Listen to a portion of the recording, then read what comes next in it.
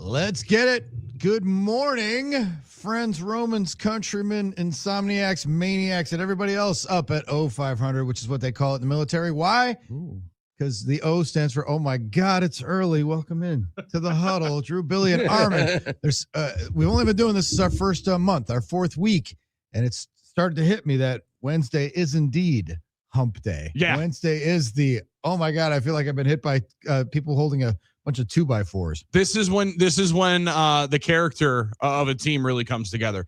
This is when in the huddle you might need that Joe Montana to say, "Hey guys, look, there's John Candy in the crowd." We need a John Candy. This is where you need that moment to be able to lighten the load because it gets tough, it gets long, it becomes a little bit difficult. However, it gets brightened when all of a sudden you wake up to celebration after you thought it was a pair of dismays on the road. And see, you can find little lights. Yeah, there you go. In the early morning where there is no sunlight. There you go, Billy. You have you've taken a bucket and lowered it into the well of my despair this morning. Well, not my despair, my fatigue. And now I'm energized because I look over there at our producer Armin, and he is a man in deep conflict, and that makes for good radio. Goodness, yes, because on the one hand, he's the crushed that Marquette's attempt to upset Villanova last night. Philadelphia fell short. Oh man! And his beloved Golden Warriors will ring out Ahoya another day in victory, but it did not happen last night, though tantalizingly close. But Armin's also thrilled and over the moon because he's wearing his new Olympics apparel that came in the mail. That's right, baby. Let's go. Yes. Bell. I don't know anybody has ever come through better. Well, I shouldn't say that because we speak about your Marquette Golden Eagles. Okay. Our buddy in New Jersey. Yeah, Pete, New Jersey. Which I believe was also another Pete coming through big time for Armin. New Jersey Pete came through as big as you could come through with Big East. You and Laura have a son. Pete might have to be the name because Big Vegas Pete just came through in a different way. Multiple Petes. And this was, if you remember following the saga Big Vegas Pete, who did correct me. Was correct about the networks and the Olympics, and then said casually, I might have some old stuff when I worked for the Olympics networks for you. And there, lo and behold, it came in the mail yesterday. The package here at the station, addressed to me with some great old Olympic stuff. And I'm telling you, in my 1998 Nagano bright yellow parka here, I feel like the great Jim McKay. I feel like Greg Gumbel and all the greats. I don't feel like Pat O'Brien, thankfully. With stash though. With the wonderful way he did. That's a great point. That's Sweet a great stash point. Though. Great. He's great on phone calls. But fantastic, amazing. A lot of different things. Gave me the CBS Nagano hat here, which is fleece lined, by the way. Very for the nice. camera. Yeah, I feel like I'm on the crew here for the Olympics in 98. Well, but this was a fantastic bright yellow jacket for those of you not watching on the stream. Yeah, what are you doing if you're not watching? And you'll see it on all of our socials. And Drew, as he unboxed that yesterday, with similar passion of John Gruden getting one of the boxes from one of all 144 college football teams that there are, it came over me that I think Armin's got to wear this the rest of the Olympics run. I gotta be honest with you. I tend to agree. I mean, I think if you're going to be about it and you're going to be our Olympics guy and we're going to continue to opine and campaign to somehow find you in Los Angeles in 2028, this is how you get to Los Angeles.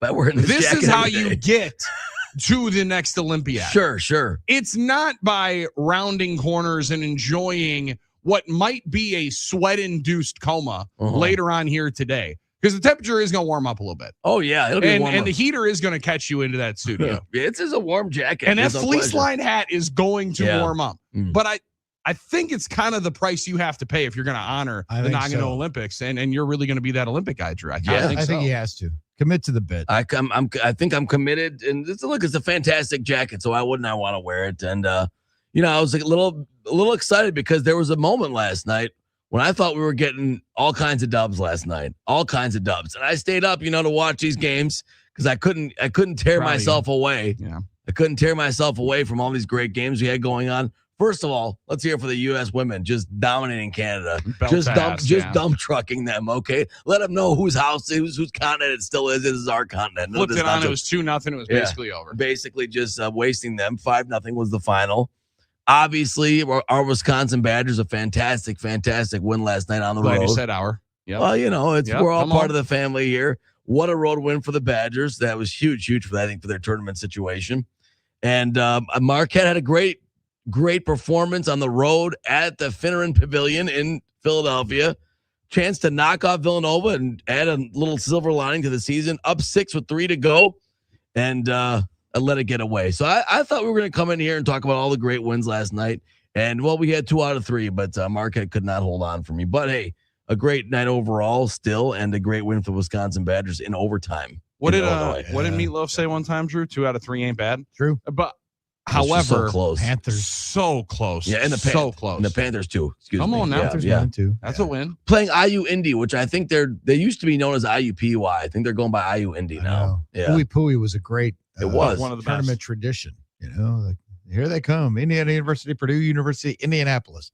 Okay. That was the alphabet soup that I saw on the marquee when all of a sudden the UWM or pardon me, the Milwaukee Panthers were in the hotel that we were in Indianapolis a couple of years ago for the NBA or for the NFL Combine. All of a sudden they're just roaming around. Well, dude, we got to rest up. We're about to dub Oopie. Yeah, it's gonna get soupy. I'm like, those are some jokes that y'all have here. 6:30 in the morning when you got a 6 o'clock game later on here tonight. My goodness. Hit us up. Well, we may have a little dilemma on our hands, boys. Because fired up the NicoletLaw.com talk and text line, or what we know as the Nicolay Law. Did we officially switch without any heads up or any? But there's a couple of texts in here from times that we were not on the air. I love this. And I see this one here.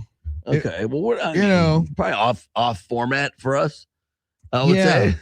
Yeah, it looks like they're intentional for us. There is one that, at the top of the queue that seems to be someone misdialed and was heading for the political station, because there's comments about Israel and there's assuming that's not an Olympics take. Yeah, I'm assuming that's not about the Super G. Probably not. Yeah. We're not talking biathlon. I'm assuming. I don't think that one is it. No. Yeah, well, that happens. Sometimes you get in the wrong neighborhood. We mentioned, since there's a new station firing at the frequency where we used to have our station, they may want to take over that number that corresponds to their position on the radio. Mm-hmm. That's all well and good, but we still have, this is how our smart, good-looking listeners reach out to us right now. And until they give us a new number, we will continue to hammer 877-794-1973. Yeah. Correct. Yeah. Until that because new house closes, we're giving the old address because we want to make sure we get our mail. It is hot take hump day. Yeah, it is. And we need all of your hot takes and opinions at 877-794-1973. That's right. Get them to us. They can be about Marquette. They can be about Wisconsin with that bounce back after the officiating horrific. Man, how big is that? That makes that game piss you off even more now. 1,000%. And as much as Brad Underwood was one of the individuals that maybe intimidated me the most in college basketball, because he looks like one of the sternest cats of all time. He's a nice man. You had him at the Final just Four. an incredible dude. Great interview, great time, great guy. And his gripe last night was remarkable. It was like, we had a ref we haven't had in 2 years in a league game.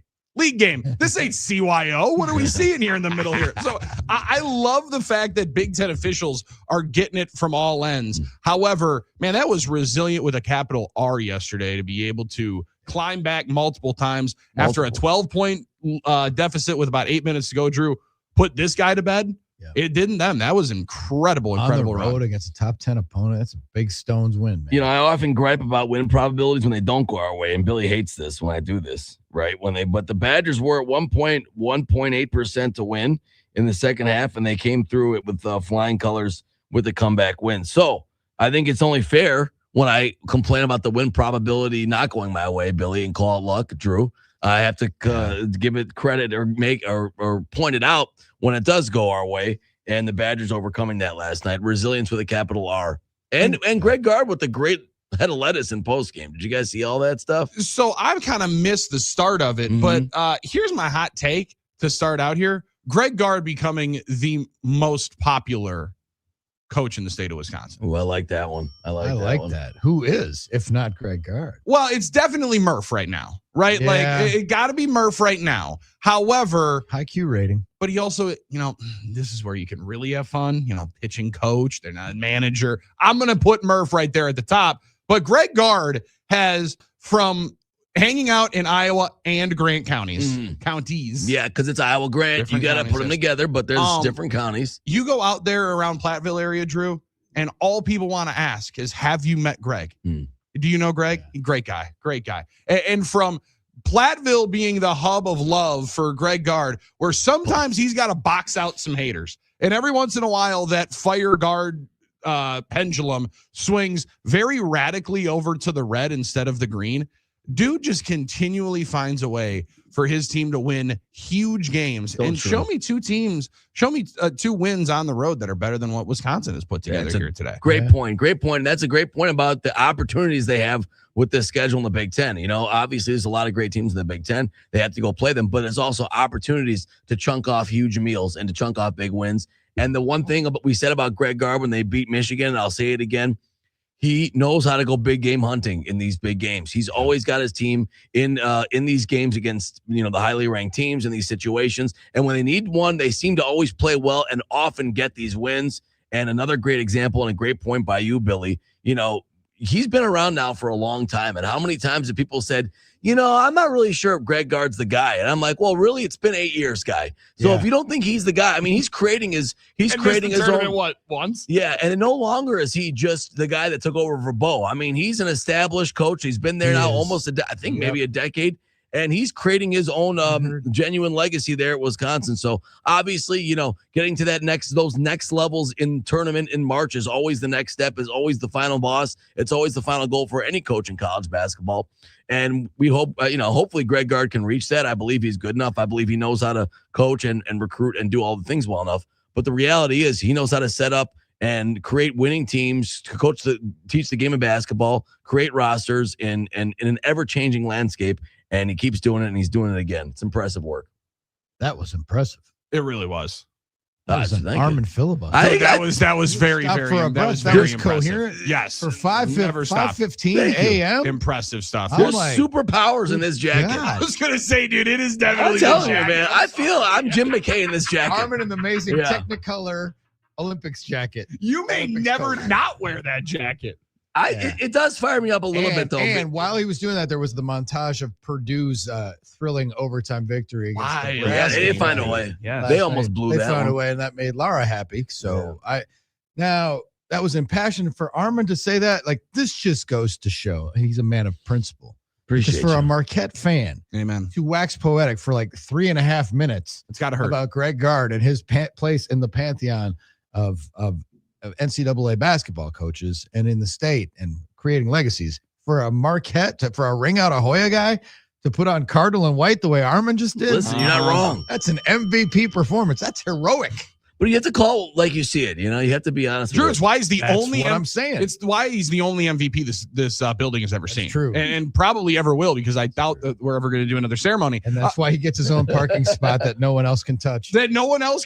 And if you dare think you're pulling in you got into that parking spot, you got another thing coming.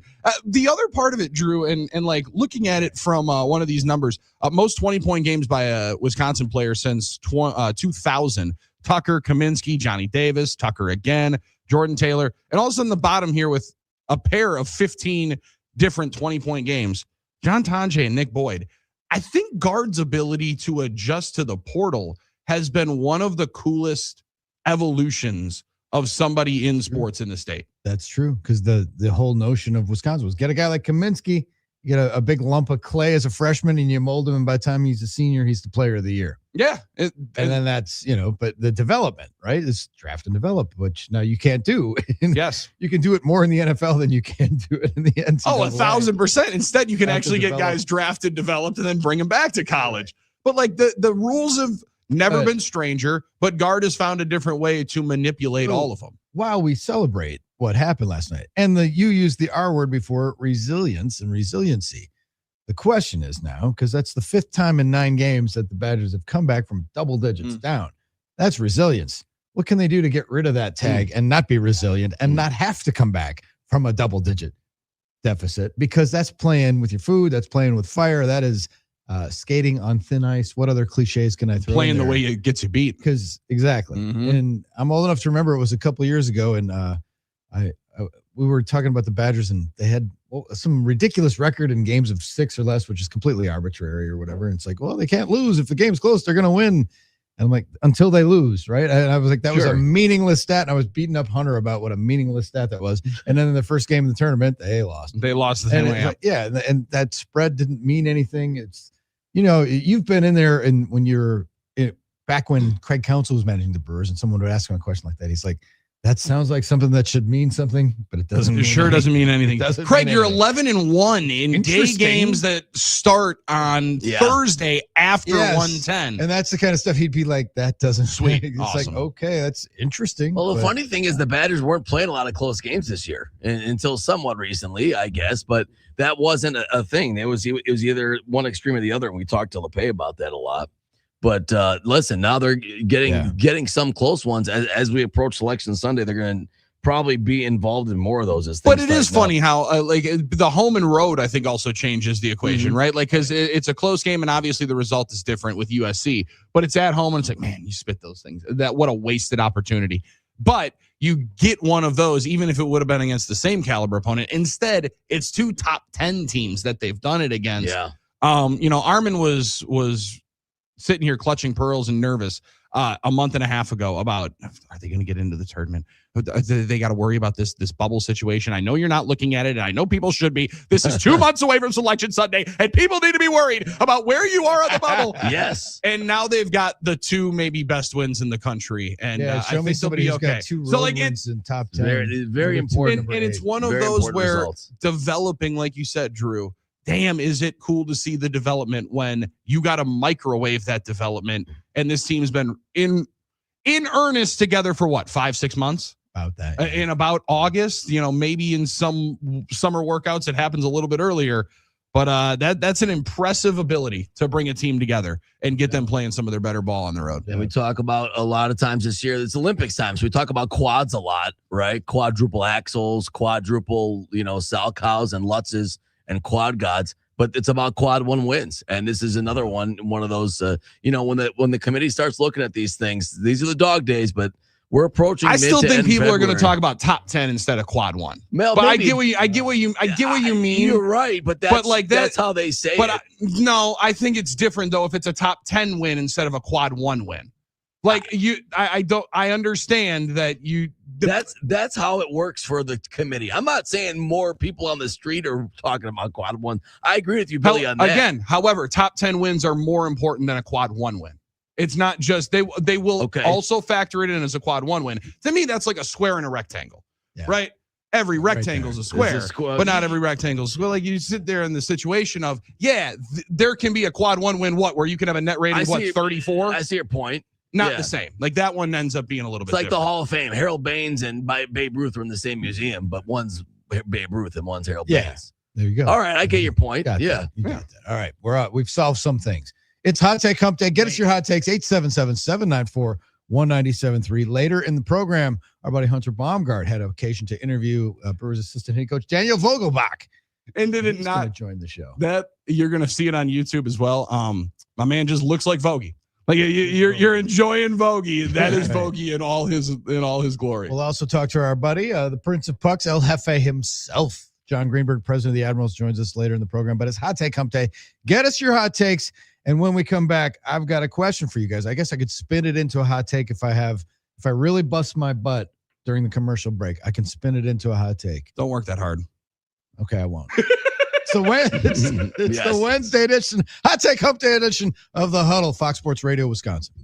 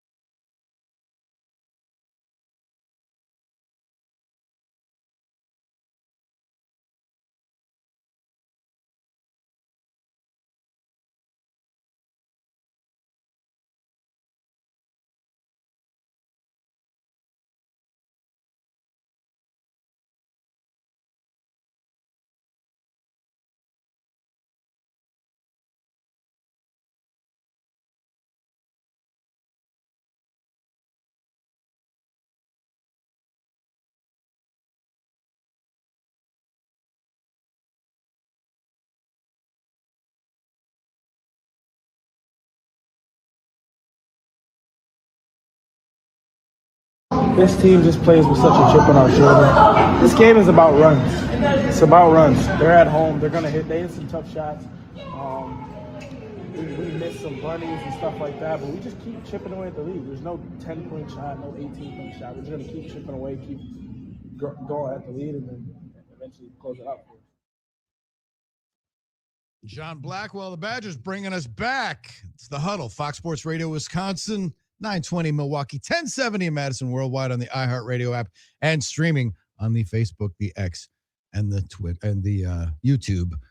Plenty of folks conversing amongst themselves over there. That's what we like about the YouTube. It's fun, chat. dude. If you chat to us directly, we can see it and share it. That would be 877-794-1973. The NicoletLaw.com talk and text line. Hot Take Hump Day is upon us. Get us your opinions. They can be about foods. They can be about commercials. If you have Super Bowl stuff holstered up that you didn't get to us, it can be about culture, music, and, of course, the games that we love. I was trying to craft this into a hot take, and Billy told me not to. I don't work that hard. I appreciate that you were trying, though. But it's apropos for today to say that, if you want to warm your cockles and your team didn't win last night, despite a gallant battle in Philadelphia, and you want to feel uplifted, pitchers and catchers report today. There we go. So, hot take. That is in the top 5 exciting sports sentences. What are your others? What are your other 4? What else is in the conversation? Give me a sports sentence that warms the cockles and fires you up as much as pitchers and catchers report today. The Super Bowl Sunday is today is maybe the toughest one for me to get out of the lexicon. Because I'm looking for a sentence. How about you are looking live? Is that a good one? That's the beginning of a sentence. Yeah, I guess so. But then you have to fill it out. But yes, you are looking one of 94 Memorial Stadiums. Right. But I know it's always going to be an exciting day when I hear that. They're short ones. They're short and to the point. Like, gentlemen, start your engines. Start your engines. That's Beautiful a great one. Which we hear on Sunday in earnest. Now, like the best place possible. If we were talking to Matt Miller, the phrase that gets him going is, and the Oscar goes to. Yeah. Oh, I thought it was please silence your phones. Yeah, that's it. Yeah. And the Oscar goes to.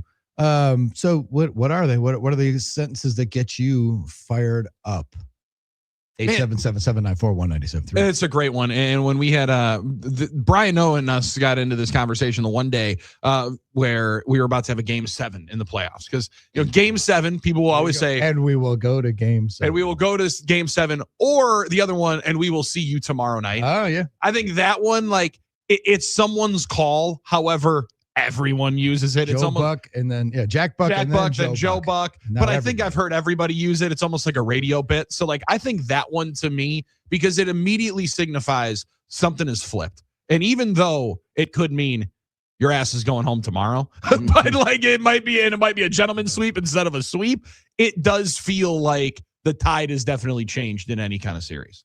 How about for Wisconsinites, a top sports sentence? Swinging a drive to left and deep. That's a good one. Yeah. Dot. And you can fill in the rest.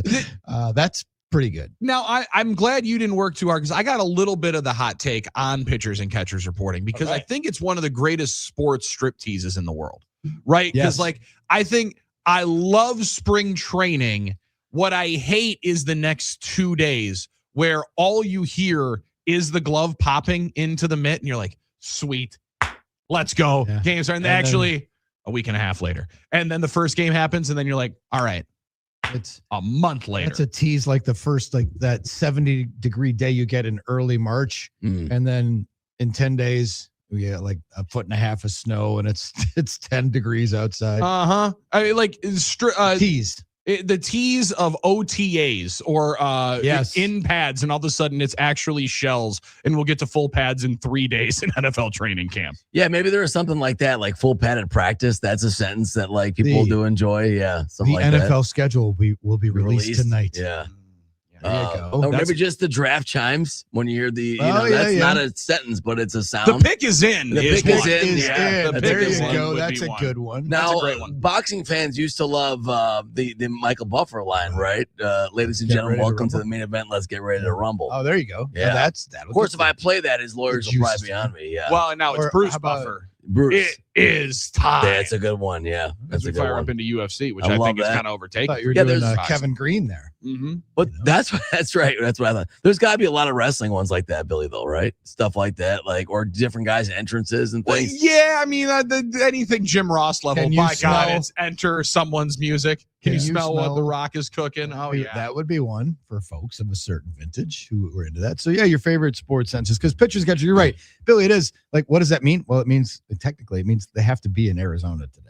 Like, they got to be there. You got to be there. You got to be in the state. And now most dudes have been there for a week and a half, and they're throwing, and they've already turned their head and coughed. That was a glass breaking moment for me when I realized, they've actually kind of been here. It's more of just the ceremonial day. But it is fun though, and it's very much like when pitchers and catchers are there, and some of those guys, like we said, have been grinding for a while. And then, but I have seen, I've been witness to the arrival when guys show up for the first time and they're seeing each other for the first time since October, and they're, dapping up and they're hugging, and like you see guys, and then it's like, it's very much like the first day of school in the fall. And you see people that you haven't seen since the last school year, and people have grown or changed. And it's like, and the new haircuts. Some dudes are getting bigger. Some dudes are slimmed down. Yep. They got the new haircuts.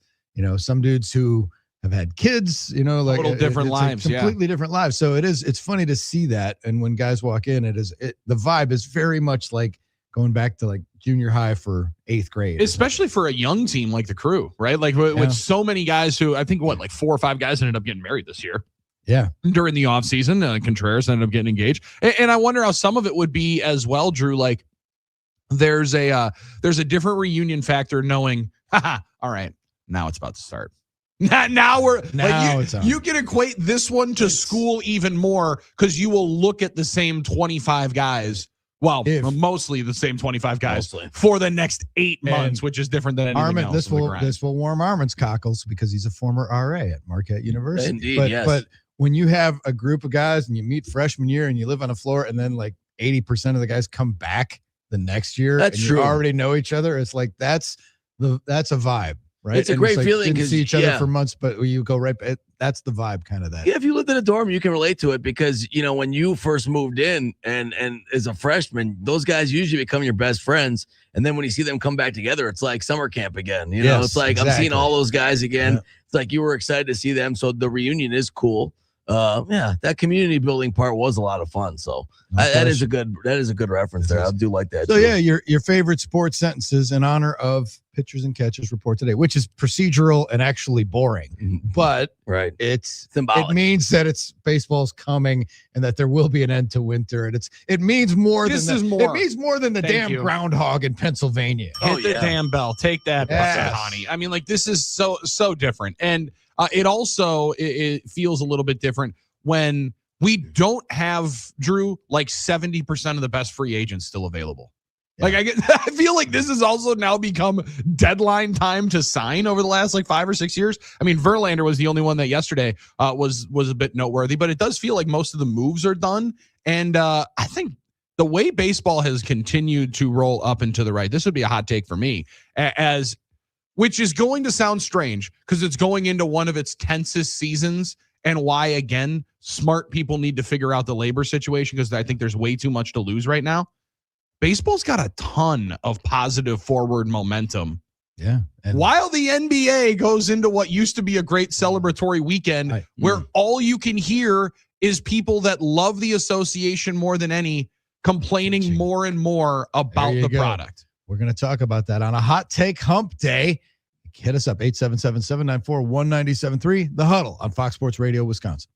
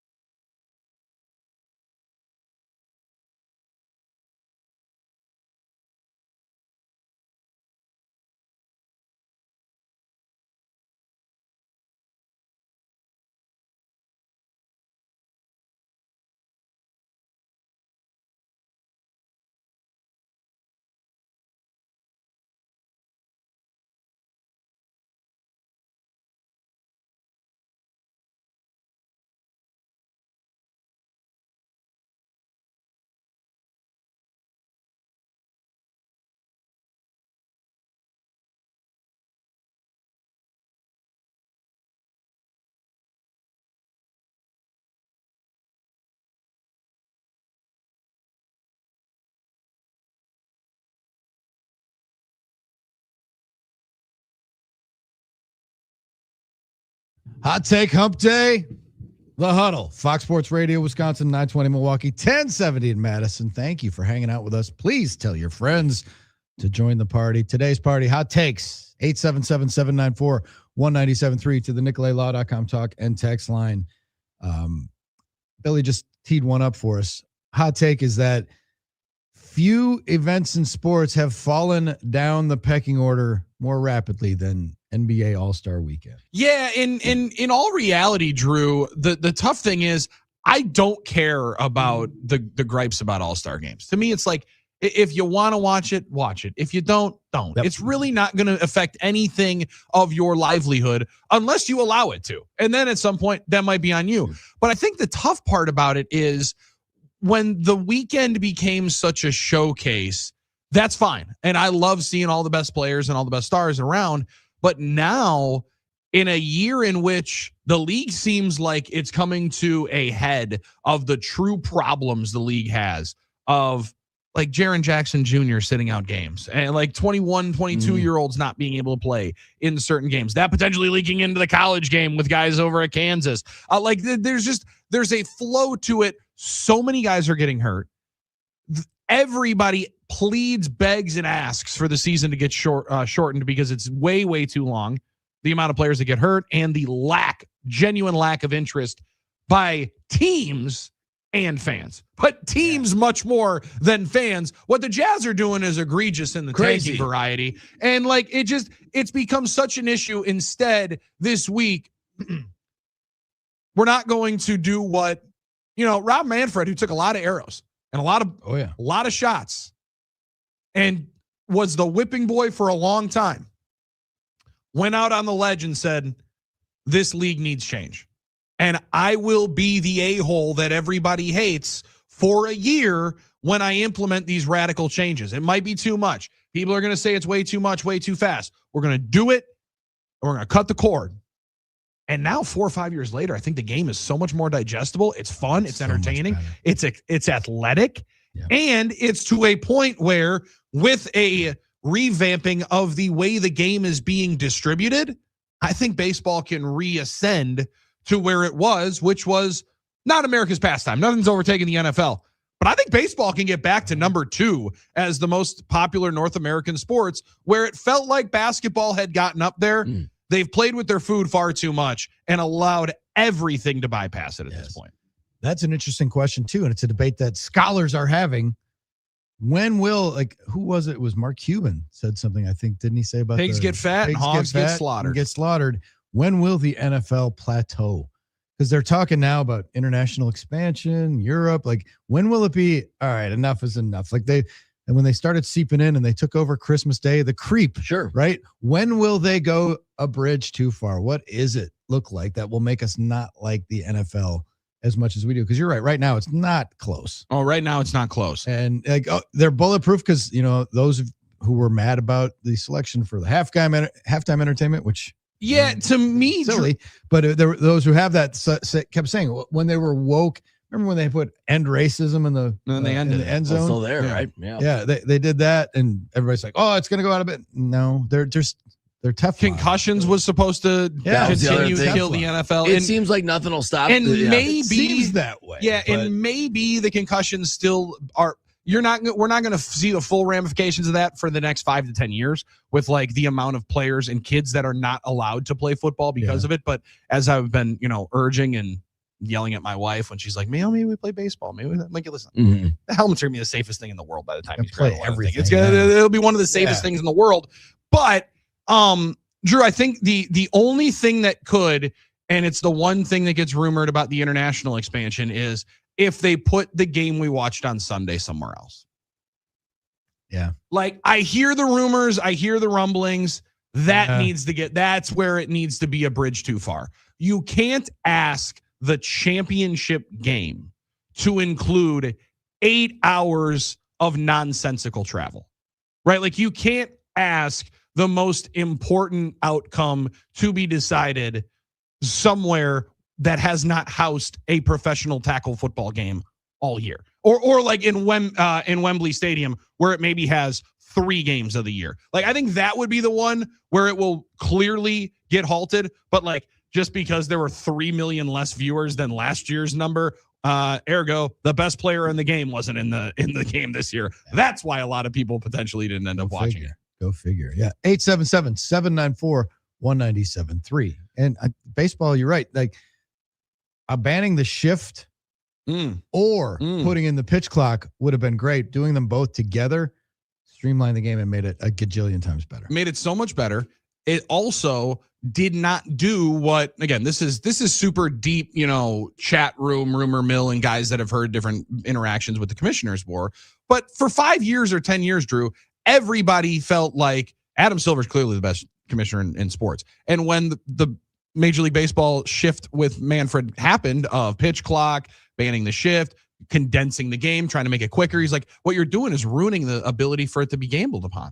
Right? Like for it to be pitch by pitch. No, it just made it even better and quicker. And then you get better and quicker payouts and it makes it even more digestible. Like it is becoming a spot in a hotbed for what I think and how a lot of people are going to consume sports going forward. It is, and they're nipping it initially in the butt with this Class A deal. Like I genuinely believe baseball has a chance to really reascend. And it's one of the biggest reasons why the biggest hot take is everybody in Major League Baseball has far too much to lose. Whatever money they think that they're fighting for, way more gets lost. Interesting. If games get lost. Agreed. Absolutely. Yeah, I think so. I think there's also they're going to be fighting that perception of the imbalance of the economy, but of the baseball economy. But I think that you're right, Billy. The pitch clock was one of the biggest things that saved them. The problem I think for the NBA is I don't think there's that obvious of a fix as there was in baseball. If you're talking about changing a rule and being able to step up and saying Adam Silver is going to have to change some big rules, I don't know what that is in basketball to change a lot of what it is, because a lot of it is cultural, but that is probably the biggest problem right now the NBA is facing. And to me, Armin, the easiest one and the one that's staring you right in the face, season's way too long. The season is just too long. It is. And the argument of the money will just be far different. Giannis's contract is about $58 million. If they played, I would say 65 games, but let's meet at 70 games. What would his 35% of the income go to, Drew? 56 million, 54 million. Yeah. They'll all still eat. Everybody will still eat plenty, but it will just be a better product and a much more digestible one. And whatever inventory the networks are paying you for, I think they would prefer it be even better inventory and it be with the best players and not a bunch of random cats that don't understand what we're doing. Or like the situation last night, my man Chris Dunn has been playing in the NBA for like 9 years. Drew, he did something that you couldn't even think you're going to see in a Parkview Parochial League game this weekend, where he's getting the inbound pass, doesn't touch it, and lets the guy that passed it to him grab the ball and turn it over. Brother, don't we know that we need to touch the basketball? It's super weird. Inbound it? Like, sometimes. So it's such a lack of either attention, focus, and or the C word that we talked about the other day, care factor, that like you shrink the season, you make it instantly a lot better. It was at that moment that his gummy kicked in. Dude, that's it right goodness. there. You want to talk about wake and bake story? That's the wake and bake story of the day, is not knowing that you got to touch the ball before the guy walks in from out of bounds. And that's where you say huddle up. Everybody huddle up around Chris. Chris, helmet's not a chair, right? That's the right. Helmet's not a chair. And nor is the ball now. And you don't get to touch the ball because you didn't realize that you needed to touch the ball in to start play. Huddle up. Use the code at happyplacehemp.com. Get 25% off and free shipping. Free shipping. And Huddle. Free shipping. Yeah, use the code Huddle. Absolutely, for those wonderful products. The gummies, especially for us with our sleep schedules. Oh my goodness. Definitely help. The Drift Seltzer gummies. Use it. Learn it, know it, live it. The code Huddle, because the other ones might go away eventually, just like our phone number might go away. Like the phone number might go away. We just roll with the punches. And one of the best things, Drew, is I did put to the test the sleep gummies, because I do get a little nervous because I get into too deep of a sleep.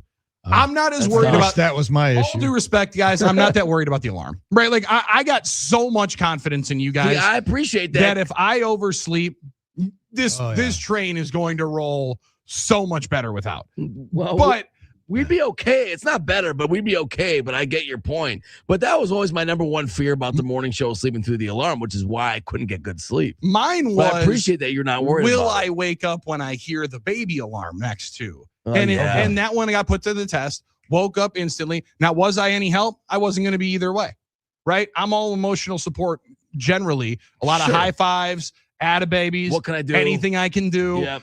I was able to provide that service and then still drift right back into a beautiful night's sleep. So thank you very much, Happy Place Hemp. You solved one of the biggest problems that I've been having in the world. Love it. Use the code Huddle for 25% off and free shipping. We got bonuses for you all over the place. Okay, so exciting sentences in the world of sports. Pitchers and catchers report today. Beautiful, simplistic. So it makes you it makes the movie in your head, whether that's Field of Dreams or The Natural, or you start thinking about green grass, the ball popping in the net. It's because of what it symbolically means to your life. It's not just about the baseball, right? So others, gentlemen, start your engines. Jeff and Fox Point has good ones. A tradition unlike any other. That's a moneymaker. That's a good Also, welcome to Selection Sunday. Here's the thing. I don't think people actually use that phrase. Now, I love Selection Sunday. I love college basketball. I love the spectacle, the tournament, all those things. But does anyone actually say that? Okay, then here's one for you from our buddy Andy in West Bend. Let's go to the East region to reveal the number one there seed. We go. That's now we're talking. Now we're talking about March Madness has begun. That's the, I like that. Now, someone said, welcome to Game 7, or we're going to Game 7. Yeah. But, I feel like when I hear that, I only hear Zaza say. Remember when Zaza said it? Nothing easy. We're going to Game 7, baby. Game 7. Game 7. Where did you find Zaza? I'll never forget that. Now, when Zaza did that, it was with the Hawks years ago. And, that when I hear Game 7, I can only hear Zaza ever since he did that years and years ago. Say it in that way. So I would say that's a great one as long as Zaza is saying it. So Jeff and Fox Point also has the simple 2 words: touchdown, Wisconsin. That's it right there. That is a beautiful one. And I think one of my favorites did add on to the sentence this year, Drew. And I think it was in the Oregon game that ended the drought of 13 quarters without a touchdown. When Matt said, "There, I said it." There, I said it. Touchdown, Wisconsin, with a little bit more angst and vigor. And then finally, the exaltation of, whew, glad that's over, of 2 straight games getting shut out at home and outscored 70+0. Yep. Again, your favorite senses. And, here's the pitch, swinging a drive to left and deep. And you just have, that's what came after that. You throw that one right back into it. The other one is, and this one might be a little bit nerdier, sports media landscape of it. Who that guy play for?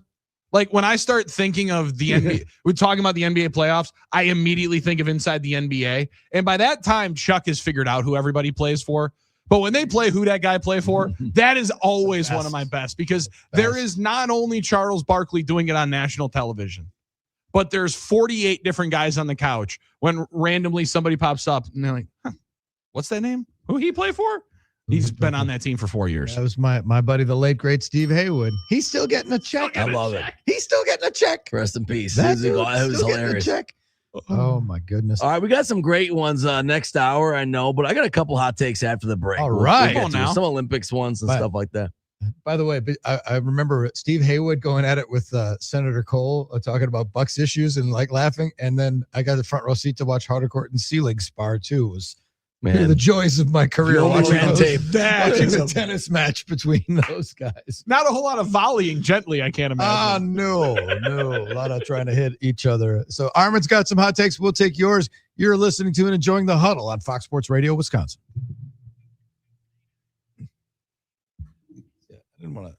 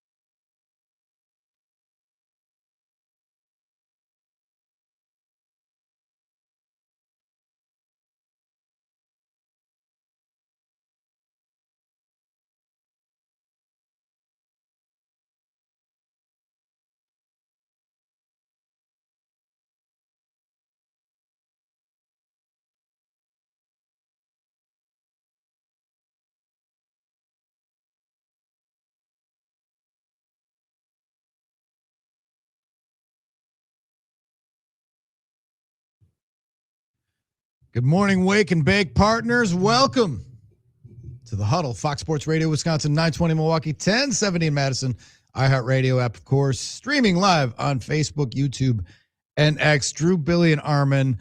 Hot takes abound. We're also asking, because pitchers and catchers report today at American Family Fields of Phoenix. What's your favorite sentence in sports? What gets you excited? The sentence that gets you excited. Not, maybe Thanksgiving Day, the turkey's ready. Up. The turkey is ready. That's a good one. Dinner is served. Dinner is served. That's always a dinner is served. A sports phrase. Gentlemen, start your engines. How about your 13-time world champion? Oh, that's awesome when they come out. Yeah, I love that. Your 13-time. So, yes, or from Athens, Greece, ...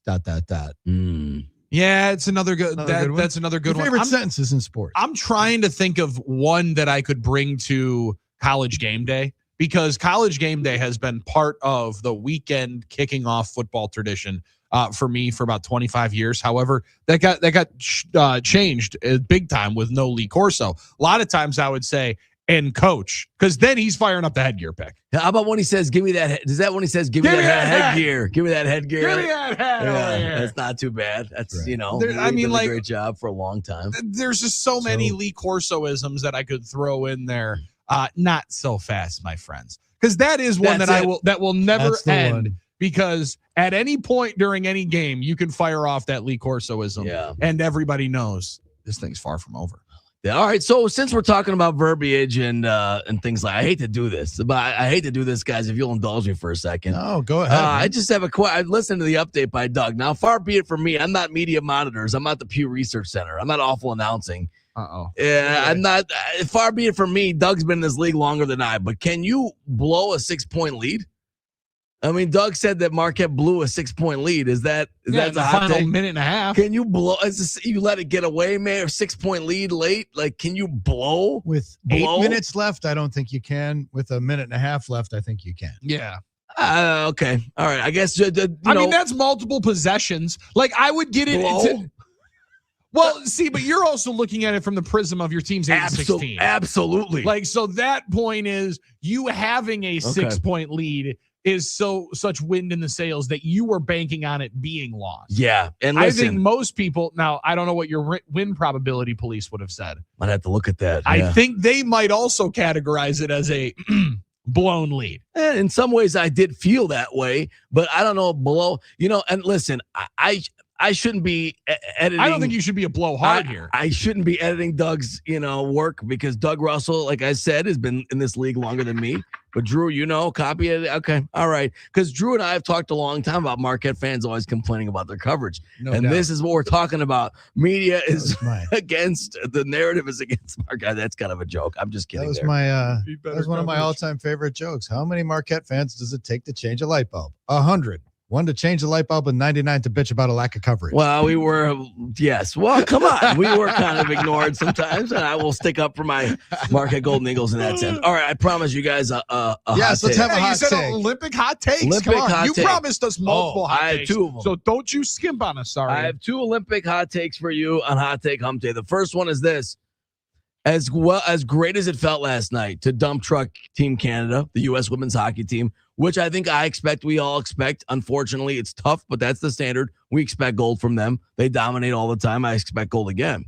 As great as it felt last night to see them dominate Canada, I guess yesterday afternoon, it worries me because this is like the preliminary round. It was too easy. This is like the Eeyore in me, all right, that says if you dominate a team so much the first time, you're going to see them again. Does it make you nervous that you're going to be a little bit more relaxed, a little bit, sort of like when the U.S. played Soviet in 80, they lost 10-3 the week before.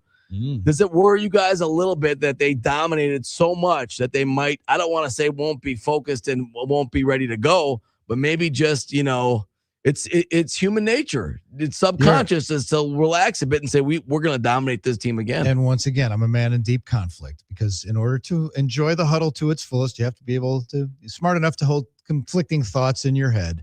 And in one sense, I say, yes, Armin, you're being Eeyore. Shut up. Go find something else to obsess about. And on the other hand, I think, your logic's not flawed, because it sets them up to, if it doesn't go there, if they don't continue to steamroll, or the next matchup is way tighter and doesn't go their way, then you're going to be disappointed and you're going to say, well, Peak too soon. Oh yeah, the week before, right? Yeah. Peak too soon. Far be it for me to complain. But the tough about thing it. is, what are you going to do, right? Like, are you not going to hammer home a fifth goal? That's the thing, right? Like, it's not. Can't take your foot off the gas. It can't be the old adage of, well, why don't they save some of these 13 hits for tomorrow when they're going to give up, when they're going to score 1 on 3 hits.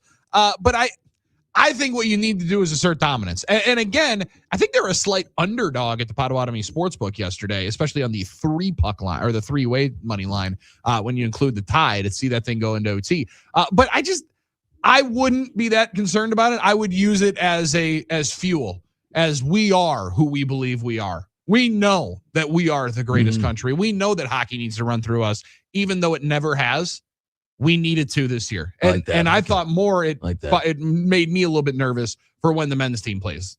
Yeah, that's a totally different story, right? It's going to be a much tougher battle, I think, in that regard. So that's a good point. All right.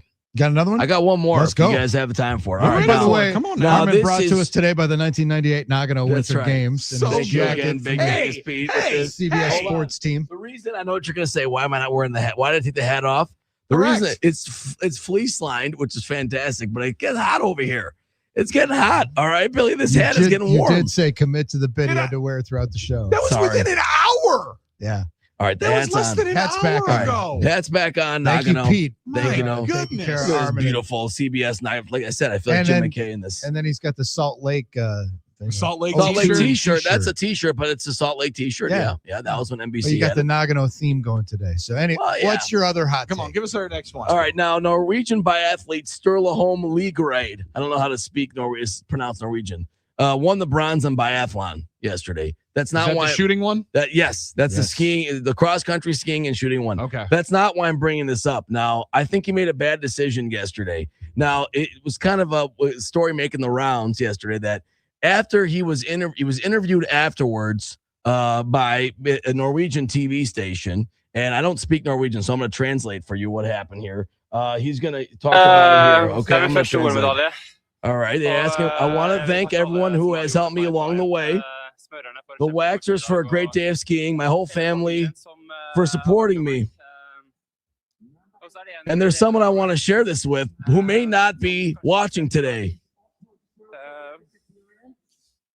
6 months ago, I met the love of my life, the most beautiful, wonderful person in the world. And 3 months ago, I made the biggest mistake of my life and cheated on her. And that's all I've been thinking about for a week. And it's been the worst week of my life. So I had a gold medal in life. I'm sure there are many people out there who see me in a different light, but I only have eyes for her.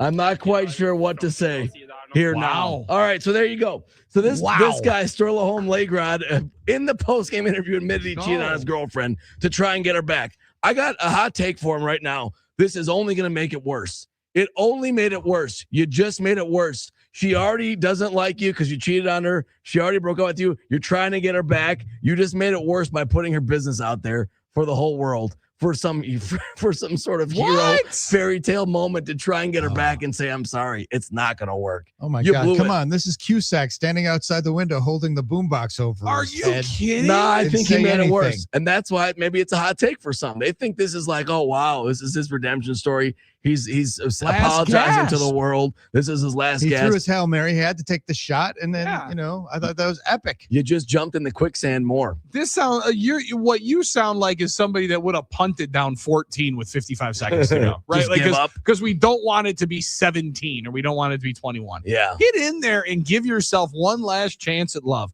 He had a gold medal in life and he pissed it away. Yeah, but he won the bronze too. He had some real post clarity. Yeah, he really did. Some post gold medal clarity. And I, for one, love him taking that shot at love. Now, I did get... you definitely need to follow up. I did get him speaking in English. He followed up about the situation in the press conference in English when they asked him about this statement he made, right? Yeah, I haven't got any reactions from the girl that I mentioned.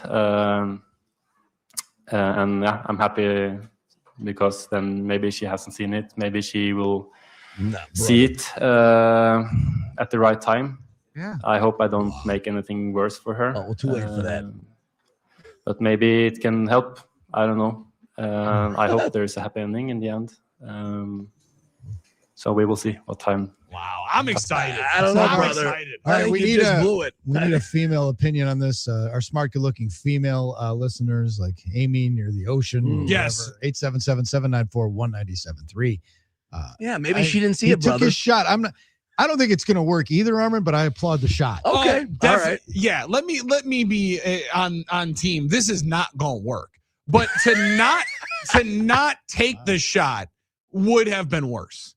To me, to go down not swinging would have been more far heartbreaking than Stephon Diggs and Cardi? God. Well, yeah, because This is more heartbreaking. You tend to believe this guy a little bit more than Stephon Diggs. Yeah, well, I did love that he said, do, hey, I don't know. I haven't gotten reactions from her. Maybe she hasn't seen it.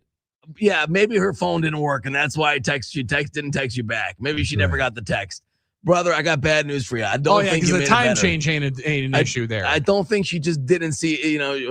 Maybe when she sees it, Well, it it'll might be have great. also been pretty quick, right? I mean, that would have been 4 hours later. Good point. And I think the first interview was like a local type deal. Yeah. It was like a Norwegian deal. So I don't know, man. I think it's a stretch. I think he made it worse. But that's the hot take part of this. Is maybe he gave himself a chance. I think the only thing that he made it worse for was the rebound. Because my man who's the rebound for this young lady thinks he is free and clear. This guy's out at the Olympics. He's at the Olympic Village. I've watched what happens in the Olympic Village. Everything's going to be sweet. I got this sweet princess over here. And all of a sudden, he takes Hail Mary shot. She's sitting there and they're on the couch. And he's like, why are you watching the video for a third time? oh boy. That's a good point. Who are you texting? And then all of a sudden he realizes, oops, she's calling him and I'm screwed. Yeah. Like that to me is the only one that this might be bad for. Might be. Because he might be on the skirts. Hot take hump day. Finance. Just saw that Charlie Woods, the son of Tiger Woods, is verbally committed to Florida State University to pursue his golf dreams. Now, will he go there? Will he end up there? Will he win? Is he going to try to win an NCAA title? Oh. He didn't go to Stanford. He's going to go to FSU. Okay. I like him going to staying in the Florida area as them being there. Also, I wonder if there's some monetary conversations there. But also, I don't know. Does that Charlie Woods need an NIL check? I was going to say. Or do you think he can bounce that to his number two? I was wondering, but I asked years ago. It was a question we wrestled with: who's under more pressure and who will have the better career, Bronny James or Charlie Woods? So Charlie Woods, like I'm betting on carrying Charlie. a lot of pressure, yeah, because of the old man. But the other tough part for Bronny, and people are gonna laugh here because they're gonna be like, all right, well, what is he? No, he did have like 12 points in the game the other night. Yeah, he's been getting Garbage more time playing guy, time, finding some garbage time minutes. The worst thing is he's gonna get thrown into whatever nonsense LeBron ends up finding himself into here in the summer. And LeBron's not going to be at the All-Star game, right? The streak ends. And his all NBA team streak ends as well because he sat out last night, so he won't qualify with the 65 games played. Hot take. LeBron would do everybody and himself a favor if he didn't play next year. What's he chasing? Where's he going to go? If he goes back to Cleveland, maybe he puts a bow on it. I can see it. But if he's going to do that, announce that it's your last year and then take all the flowers. Do the victory lap, the Jeter lap. Victory lap, do the Jeter and let people know. That would be the way to do it, but he probably won't. You'll laugh at me, Drew. Stumbling around. Yeah, the only reason why, he definitely won't play in Los Angeles again next year. Like it's very, very clear he's not playing in LA next year. The reason why I would want him to go to Cleveland is because then there would be two chances that he would miss the game in Milwaukee. Because I believe he's missed the game in Milwaukee each of the last 3 years. Oh, good point, Billy. And it would be one last chance to be able to see him in person because he's had some of his better moments here in Milwaukee. But I, not probably the biggest LeBron fan on the station, I'm with you. And this is the tough part of this is the hot take of it. I always prefer a player to leave 1 year earlier than 1 year later, even though there's the part in you that says you're going to miss it. You're going to miss the guys. You're going to miss the teammates. You want to be proud of how you played. And I think LeBron can be very proud of the year that he puts out here, but you keep tempting fate that you are at one point going to be what people want you to be. And that's a bum. And if you put yourself out there on stage for that long, at some point, Drew Father Time's going to beat you. That's what I would say. Same thing with Aaron Rodgers as he looks at his future. He's mentioned that, yeah. Because he's such a Jordan fan. And it's like, do you want to be Jordan with the Wizards? Like, he wasn't horrible, but it's like, was it worth it? Like, It's just that I think as sports fans, we like to time capsule people. And the athletes just can't Yeah.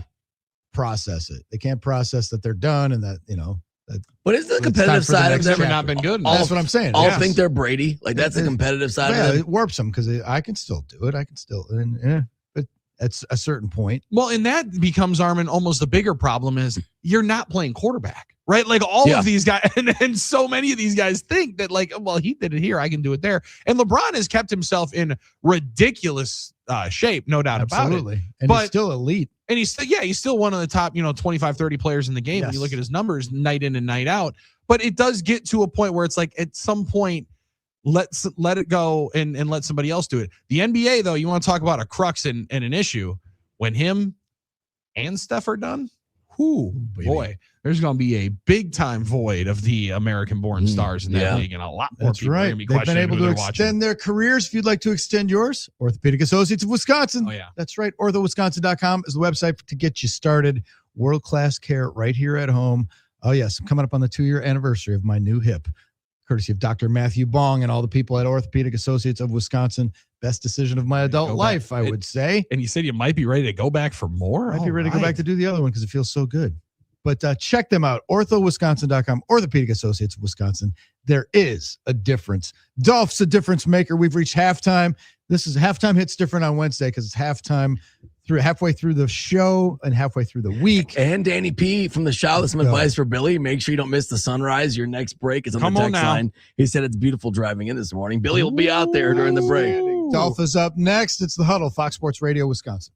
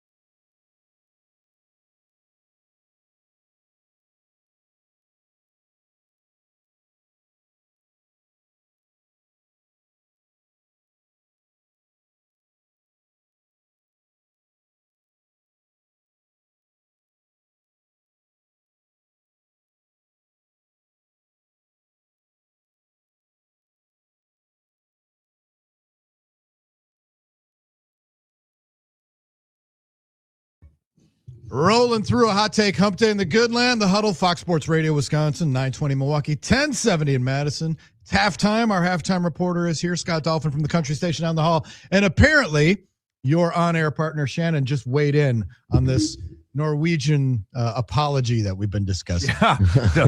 My wife texted me this morning and said, "Are you guys talking about this?" And That's I so said, funny. I wasn't aware of it. And then I find out, Billy comes in, and I find out you guys were talking about it. Well, it just so happened I was alerted to it. Actually, it was on the NBC Nightly News last night, which is funny. It was on, and then Laura and I were talking, and it was just like one of those things. I'm like, I guess this touches everybody a little bit of conversation.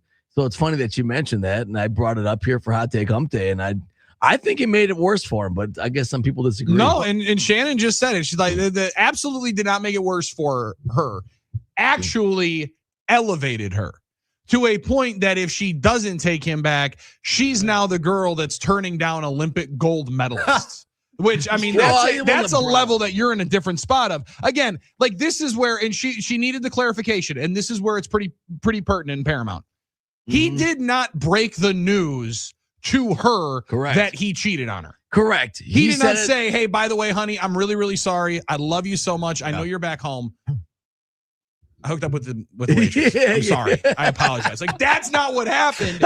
He's begging and pleading for forgiveness and getting her back. I think he just took the only shot he had, and I, for one, think he's got a sliver of hope. And more of a sliver of hope the more this gets talked about. He did tell her a week before. Here's dissent from the NicoletLaw.com talking text line. 877-794-1973. Sheila in Milwaukee. I think he jumped into quicksand for sure. He just outed their business. Some things are meant to be private. Humiliated her by saying he cheated shortly after she fell in love with him. That's supposed to be the wrong hands, not the 7-year itch. Wait, yeah, with her, that's supposed to be the wrong hands, not the 7-year itch. Now, Roma, I mean, she's on the other side. Didn't help, didn't elevate. But I think this woman's like, she gets to decide. Oh, yeah. Balls in her court now. And yes, totally. Right. He holds all. He just, and he threw his Hail Mary, and I get that. He shot his shot, no pun intended. It was the biathlon. Yeah. All right. But I do think there's an aspect of, listen, she doesn't like him right now, obviously, because of what. So everything he does is going to be viewed in negative prism. So she's going to be like, oh, you think you have to be the hero now? You want to be the hero and have a hero complex and main character syndrome? Don't you think, Billy? This is, I don't know. I like, this sounds to me like there's been some situations that might have gone awry. This to me feels like he's his only chance. And as much as you might think she's already moved on, I don't think so. He's an Olympic gold medalist. I believe that part. Olympic gold medalist, brother. You don't see him out in the street by her house, setting up some targets and trying to impress her by just popping off a few more rounds while he's maybe the John Cusack style boombox is up in the back. Start the fire in her front lawn. Yes, he was Cusack. Couldn't say anything. Dolph and I know the same. Yeah, movies. sure. Yeah, I kind of agree with Armin in the sense that what if I'm putting myself in her shoes in this situation, and she's watching this, and she's like, "Oh God, I hadn't told Mom. And now he's, like Sheila said, airing our dirty laundry in front of the world." I don't know. Here's the tough part. Like, let's say they get back together, right? What kind of future does she see? Like, we're going to get married. Our kids are going to know that you cheated on me in public, like, because this is going to be a famous part of our story. I just think that it's a great redemption story. It is. Love conquers all. Unless she's embarrassed by that, It is a great confession. I mean, forgive me, Father, I messed up. The worst I could be. All I need, though, is you to make me better. He bore his soul to the world. I guess he was vulnerable. He didn't go with the Shaggy defense. It wasn't me. It wasn't me. It wasn't me. Could have caught me on the counter. It wasn't me. All right. So, Dolph, it wasn't me. Dolph, we're talking today because today is the day. Camera. One of our favorite sentences in sports, pitchers and catchers report today. Like, what are your other favorite sentences in sports? We've had some good ones. It took us a while, but Chris and Lodi came through with, and there is your dagger. Yeah, that's a classic. It took us far too long, but that's a winner. Far too long. Wow. Down Wisconsin by Matt LePay gets people going. For me, I guess it would be the fringe sports that I never watch except for the big events, like, and down the stretch they come. Always makes my heart flutter a little bit. At the Indy 5, gentlemen, start your engines. Gentlemen, and maybe, I don't know if there's gentlemen and ladies. Yeah, gentlemen and ladies, start your engines. Yeah. Well, in this weekend, the Gentlemen Start Your Engines fires up in the greatest American race that there ever has been, ever will be, the Daytona 500, as we start up the NASCAR season. So that one does hit a different way. Well, it does. At Daytona. And I was a little worried about NASCAR the last couple of years, but they seem to have kind of found their identity again. They have injected in some youth into that race. And so, hopefully better things are on the horizon. Well, in Dolph, you know what you also inject is 230,000 people were bringing in your own booze. And you are ready to absolutely let it rip. A whole lot of Busch Light in those stands. Damn, am I going to miss... You talk about Busch Light. You should see the new can that they brought out for the Daytona 500. Did they? I don't know, Dolph, if you saw that. I don't know if that was... They've commemorative Daytona 500 Busch Latte can. That will be, I assume, in a lot of NASCAR fans' basements unopened. Because it is a sweet relic that they put together there. They're kind of the kings for that sort of stuff. They did a Wisconsin hunting can, and they did a farmer one with like a corn a number of years ago. Yeah, they still. I think they do that every year with the farmer one. Yeah. Dolph, here's one for you. It's Hot Take Hump Day as well, and I've had this one in the holster for a while. Brewers announced yesterday the levels, and you can go to brewers.com/watch to already subscribe. Brewers TV to watch the entire season. No blackouts through the MLB TV app and platform. $99 for the entire season. If you tack on the entire MLB package, $199. Yeah, that's so $200. If you can afford the extra 100, my hot take is this is a wonderful product. And as a former subscriber to the Sunday Ticket, I think it's superior to the Sunday Ticket in many ways. And I think it's probably about half the price, isn't it? Doesn't Sunday Ticket now run about $350, $400? Yeah. Well, I had it 2 years ago, the last year on DirecTV, and it was just shy of $400. I think I paid $379. Now, that sounds about right. Man, I would say jump on this MLB deal because the prices are only going to creep up every year. But right now, $200 for Brewers games and every game that you want to watch in the MLB, worth it. Yeah, and actually baseball is one of the few things in the world that gives you a little bit of a retention bonus. I think they cut like $15 off if you bought it like the back-to-back years or whatever, and give you a little bit of a discount for the full year. Because Drew, I've already sold it, and the dude math in me has already made it. It's only $50 because I've already bought the MLB package. So now I only have to add another 50 on to get the Brewers, and I don't have to do the flipping back and forth out of the app into a new app, and then I never have to deal with the FanDuel app or Bally's app experience again, which was one of the worst lives to live. And that is. Will this work? Bad. That's all that matters. This will work flawless. And you can watch. My buddy comes over and he's an Orioles fan, so we have to watch the Orioles broadcast. You can pick which broadcast you want to watch. You can surf around, experience different announcers. So radio, TV, pretty cool. It travels with you. I've never purchased a packet, but I do like they throw you the bones. Free week to start the season, free week right after the All-Star break on that MLB package. And then and you keep on subscriing to get the free week. Yeah, and then like DirecTV, they also give you discounted rates halfway through the season and with only a quarter of the season left.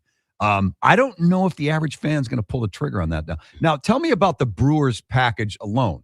If you already are on Spectrum or Direct, then you don't have to buy it. They haven't the same as always, how. right? We don't know what channel it'll be. It won't be like 31 or 13 or 1. 669 was mine on Direct. I had Spectrum. For me, if you're a Brewers fan, it's an easy decision because a lot of Brewers fans will spend that much on concessions in one game. Oh, yeah, in one round. Some will, unless they're hanging out with me on the lowest level craft. Right. So that's the whole season. Now the question for a guy like me is, do I want to spring the extra 100 to watch like Rockies Padres? I'm always like looking for the value angle. I'm like, maybe I don't need to watch the extra games. It's pretty cool if you're into it at all. I'm gonna want to watch. I'm gonna eventually want to watch, especially pennant race. Other teams are gonna be involved.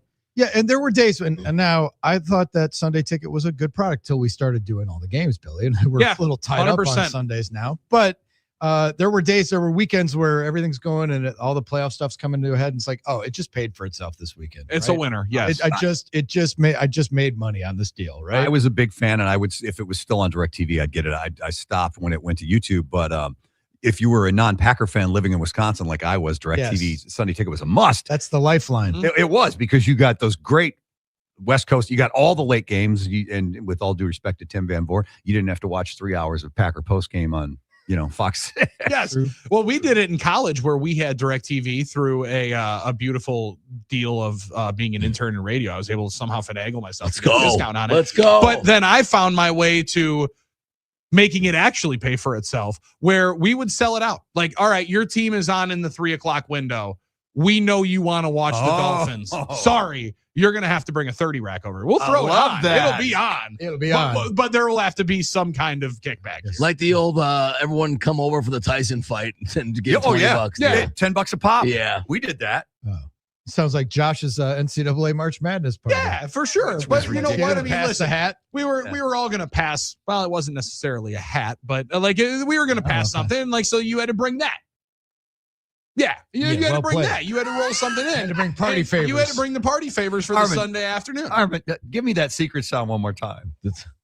What are you talking about? It's our Wake and Bake soundtrack right there. No. By the way, use the code Huddle for 25% off and free shipping at happyplacehemp.com. The best kind. The best. The Love best. that. Absolutely the best. Did you guys talk Badgers at all? Billy, Yeah. you had to fall in love with college basketball last night. Come on now. I mean, you had an epic Purdue-Nebraska game, which I have no rooting interest for, but I watched the whole damn thing. I couldn't take my eyes off that. It was epic. I fell in such love with college basketball last night that I fell asleep with it. I took it to bed with me. There were 3 great games, and there's 2 local ones last night. And I went to bed, and just because I took Matt LePay and Brian Butch to bed doesn't mean I slept with them, because they were off far before I woke up at 11:30 and the Learfield app was yelling at me to say your coverage has already ended. But hey, by the way, the Badgers won. My dumb self did not count on the Badgers to be able to do it again. And when that bad boy reached 71-59, Dolph, I put my head down onto the pillow and woke up to the good news. 8 minutes left in the game, something like that. Yeah, they were cooked. They were toast. But boy, they just couldn't miss in those closing minutes. Well, Blackwell was incredible, hitting those shots, obviously, and then Nick Boyd last night stepping up big. So Badgers getting contributions from everywhere. Austin Rapp, money absolutely raining in threes. So it's about that. It's getting to be that time of the year, guys, when you can see me and my colleagues on CBS Sports. Yes. Armin sporting the gear that he got. This is Pat O'Brien. Thanks, Pete. Yeah. All right. No, but it's getting to be that time of the year. Armin's got the Nagano 98 like jacket and hat on today. Come on now. I got this Big Vegas Pete listener who used to work in the broadcast. Thank you. Can we get a sweating update? Can we get a perspiration report? It's a great hat, but the thing about this, my headphones are out. It's a fleece line hat. It's a fleece line cap, because when you're out there working cameras in Nagano, you have to beating up a little bit up there to make sure you stay warm. How's the lower back sweat doing? Has that reached yet? This is a warm jacket, but it's actually comfortably breathable. I was out there as well, checking the sunrise out. It was toasty, so I'm feeling pretty good here. Now I have a t-shirt underneath. Do you have a digital thermostat in that room?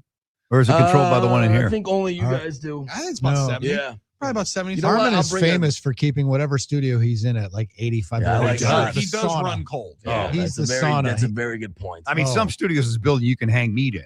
Yeah. They're so cold. It's one or the other. There's never been a radio studio in the history of radio that has been a good temperate average temperature ever. That's true. Actually, I think the real test of your love for the Olympics and America would be you rocking that Nagano jacket during the summer games.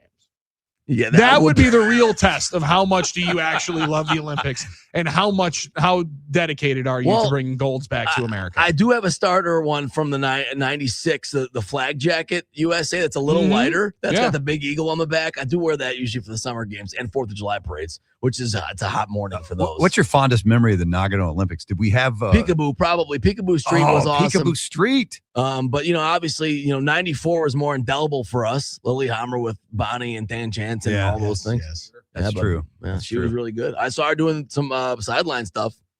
Bonnie? Peekaboo Street. Oh, Peekaboo for the ski race. So she's lived an interesting life. When was Albertville? That was 92. 92. That was when they first staggered. The first year of the stagger was 92, 94. So they had only a 2-year gap between Winter Olympics. That gave Dan the next shot at medal. Yeah, so that's what I thought. Is it bad that when I typed in to try to learn the story about Peekaboo, I actually spelled it like I would assume you spelled? No, it's not bad. It looks like Picabo. That's right? Totally normal. Okay. Because it got me to the right place. I'm learning the story, and you're right. There's definitely an interesting life. It's here. Not all rosy either. That's very much so. The first thing I saw was a picture of a mugshot. Yeah, so I figured there's that. There's gonna be something to read. Know here. that. That's a damn good name. You wouldn't know seeing her on TV as well. I don't want to say anything. I don't want to say anything. I don't want to do it. What do you mean, Armin? Come on. She's 54 years old. Yeah. All right. So you wouldn't have guessed that. What looking around TV? Right. Oh, okay. All right. There you go. Some people live a hard life, So where do you stand on that one? There you go. I like that. Better sports name: Peekaboo Street or Hope Solo? Yeah, that's a great one. Hope Solo might be the best one. And both have had troubles. Troubles in the court. Domestic. Both have had troubles off the field. Hope Solo was a cool name, though. Hope Solo is a cool name. Yeah, incredible athlete. Kind of crazy, too. This Peekaboo one is a tough one to beat. Named after a town in Idaho. that Oh, wow. they were required to give her a name. She didn't have a name for like 2 years as a baby. What? Really? Look it up. It's crazy. But Look it up. Look it up. No, Look but it she up, was Dolph. great skier. Google She won. Sorry, I didn't mean to say it like that way. Google me. She won the gold in I think the Super G, which is the giant slalom, the super giant. That's when they're screaming down the hill. Crazy, and then they're going back and forth. That's very difficult. Very difficult race. Snapping her left femur and tearing her ACL in the right knee. That feels like a tough rehab. Oh my God. That feels like a tough rehab. You know, back in the day, there was probably no recovery from that. They probably just would have put her down. This is where I know her from. This is where Why not? It's hot take hump day. Why not? Nickelodeon Guts. That's where I recognize. That's right. She was That's involved. where I recognize the face from. Okay. All right. I knew I was picking that up. I knew I was picking that up somewhere. Sorry, Drew. She could get down she could get down the mountain, man. She was a great skier. Great. And she taught Snoop Dogg to ski. Really? Did little yeah, funny and there's lesson. the hot take. The best thing to happen to the Olympics is Snoop becoming ABC's favorite correspondent. NBC. Yeah. He's injected life into that broadcast, no doubt. I mean, I love Mike Tirico, but And Snoop, something come else. on. Yeah. I'll find audio of that next something time. else. Snoop is incredible. Maybe that'll be another. That's just the wake and bake of the week, right there. Yes, of the entire winter games, Snoop daily. Snoop is top 5 of the people that I want just a camera crew following them around. I want to screw the Kardashians. They've had their run. Yes. I want a Snoop 24/7 cam. Him, Charles Barkley. Oh my There's God. a couple other people that I would. You ever want. in your What wildest- a run. You ever, in your wildest dreams, looking back to that LA rap scene and fast forward 30 years, whatever it's Oh been, my that Snoop, gosh. Ice-T, Crazy. all these guys Ice have Cube, become yeah. what they've become. They're moguls. That Ice Cube would be owning a professional sports league. Ice T would be And on entering his 20th year on, what is it, Law CSI and Order, or Law and SVU? Order, SVU, one of them. Oh my God. Unbelievable. Yeah, and Not a Snoop is chance. better than is a more beloved character than Martha Stewart. No doubt. Yes. No Definitely. Get Martha off And- the TV. And I'm nobody's sorry. more beloved than Scott Dolphin, our halftime you guys are the reporter. best. Thank you for dropping by because Thanks, now fellas. it's all downhill from Yeah. here. Only gets worse. Sorry. Over the hump, and now it's starting the downslide. Let's go. Well, luckily we get Hunter Baumgart. We get Daniel Vogelbach. We got a current electric superhero of the day to kind of help us out. But yeah, Drew, our contributions get worse. And John Greenberg. And Greeny. Wow. Rolling ahead. It's the Huddle, Fox Sports Radio, Wisconsin.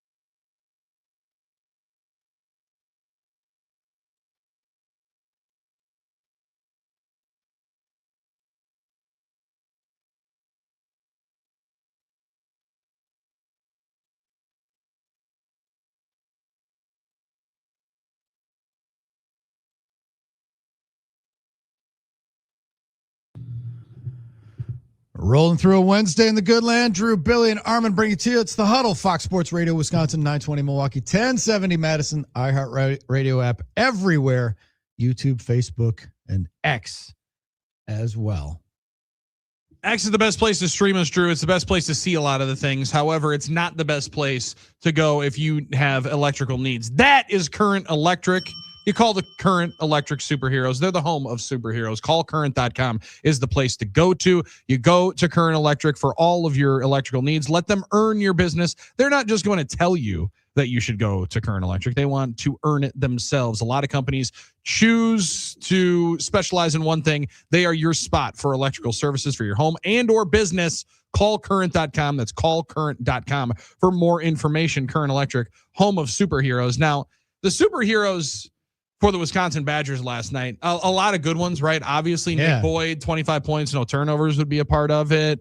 Austin Rapp with the threes that he was knocking down late, 4 of 7, and 3 of them there late. But fellas, I'm going to turn to somebody that probably doesn't get the love and did not get the admiration that they deserved last night.